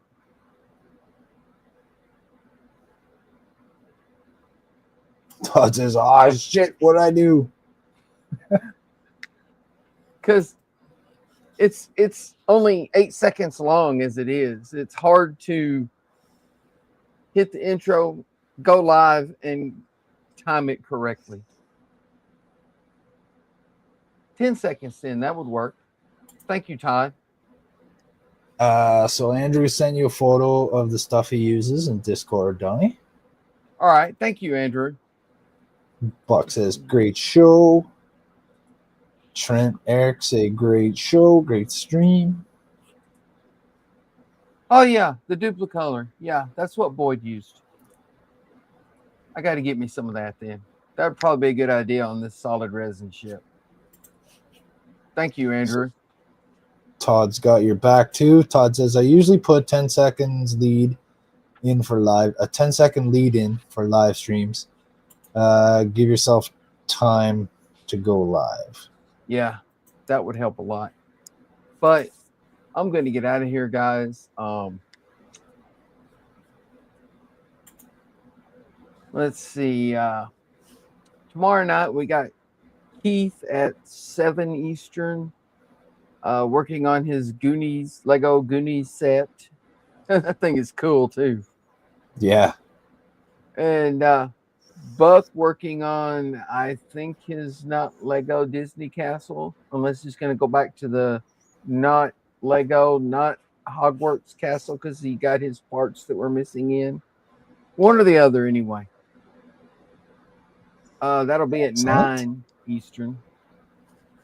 And then Wednesday night, we got Woody Wednesday at 7 Eastern. We're still working on the Istanbul, except for Alec. He's working on Woody.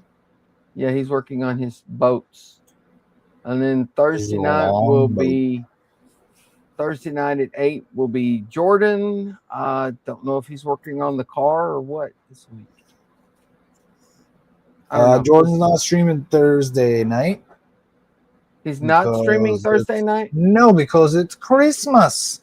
He's going to be streaming prior to Woody Wednesday. Oh, is he? Yes. So it's Jordan on Wednesday, and then it's Woody Wednesday. As far as I know. That's the last information I've received on the subject. Okay, well then Jordan at like probably 4 or 5 o'clock Eastern, and then Woody Wednesday at 7 Eastern. And then Christmas Friday, Thursday, there won't be a stream. Right. Christmas Thursday, there will not be a stream. And then Friday will be our normal Friday night stream at 9 Eastern. I don't know if Andrew will be streaming this week or not, considering it's Christmas week. I assume that he will. Not sure. Are you going to stream before Andrew? I think so. Yeah, I don't exactly have any plans as of yet. And who knows? Maybe there will be something on Thursday evening. Maybe there will be. So maybe there will be something short. So possibly Jody at 6-ish or something like that before Andrew. And possibly Jody on Thursday. You never know. You never know. Anything could happen in this crazy world we're living in. Sunday at 4 Eastern will be our Sunday stream, and this will be our Christmas stream. Everybody will be opening their Secret Santa gifts and their Howard gifts and their Ken gifts if Canada sees fit to send the rest of them. No, you guys are all too much. Andrew says to be determined for Saturday. He has not decided yet. Okay, so possibly Andrew Saturday. Possibly Andrew. We're hoping he can make it. He's a busy guy. Okay, and Buck says he's still on the Disney thing.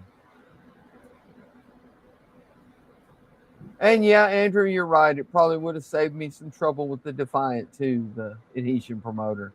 But I've never used it on a plastic model, and I've never had that problem until the Defiant. And I don't know what was different about that one, but it just, I don't know. I'm just going to have to strip down the whole thing and do it again. Mm-hmm. I'll get back to that eventually. But thank you all for stopping by. I appreciate it. And burning the midnight oil, Donnie. It's quarter after. I know, right? That's okay. If I make it through tomorrow, I'm off for 2 weeks. So nice. That's great. But thank you all for stopping by. I appreciate it. Like and subscribe if you haven't. And yes, that's exactly what happened, Andrew. I painted it at 5 p.m. on Friday rather than 3 p.m. on Saturday. That's it. Dang it. Or you looked at it the wrong way. But thank you all. Like and subscribe if you haven't already. And we'll see you tomorrow night in the comments on Keith and Buck streams. So have a good one, everyone. Later.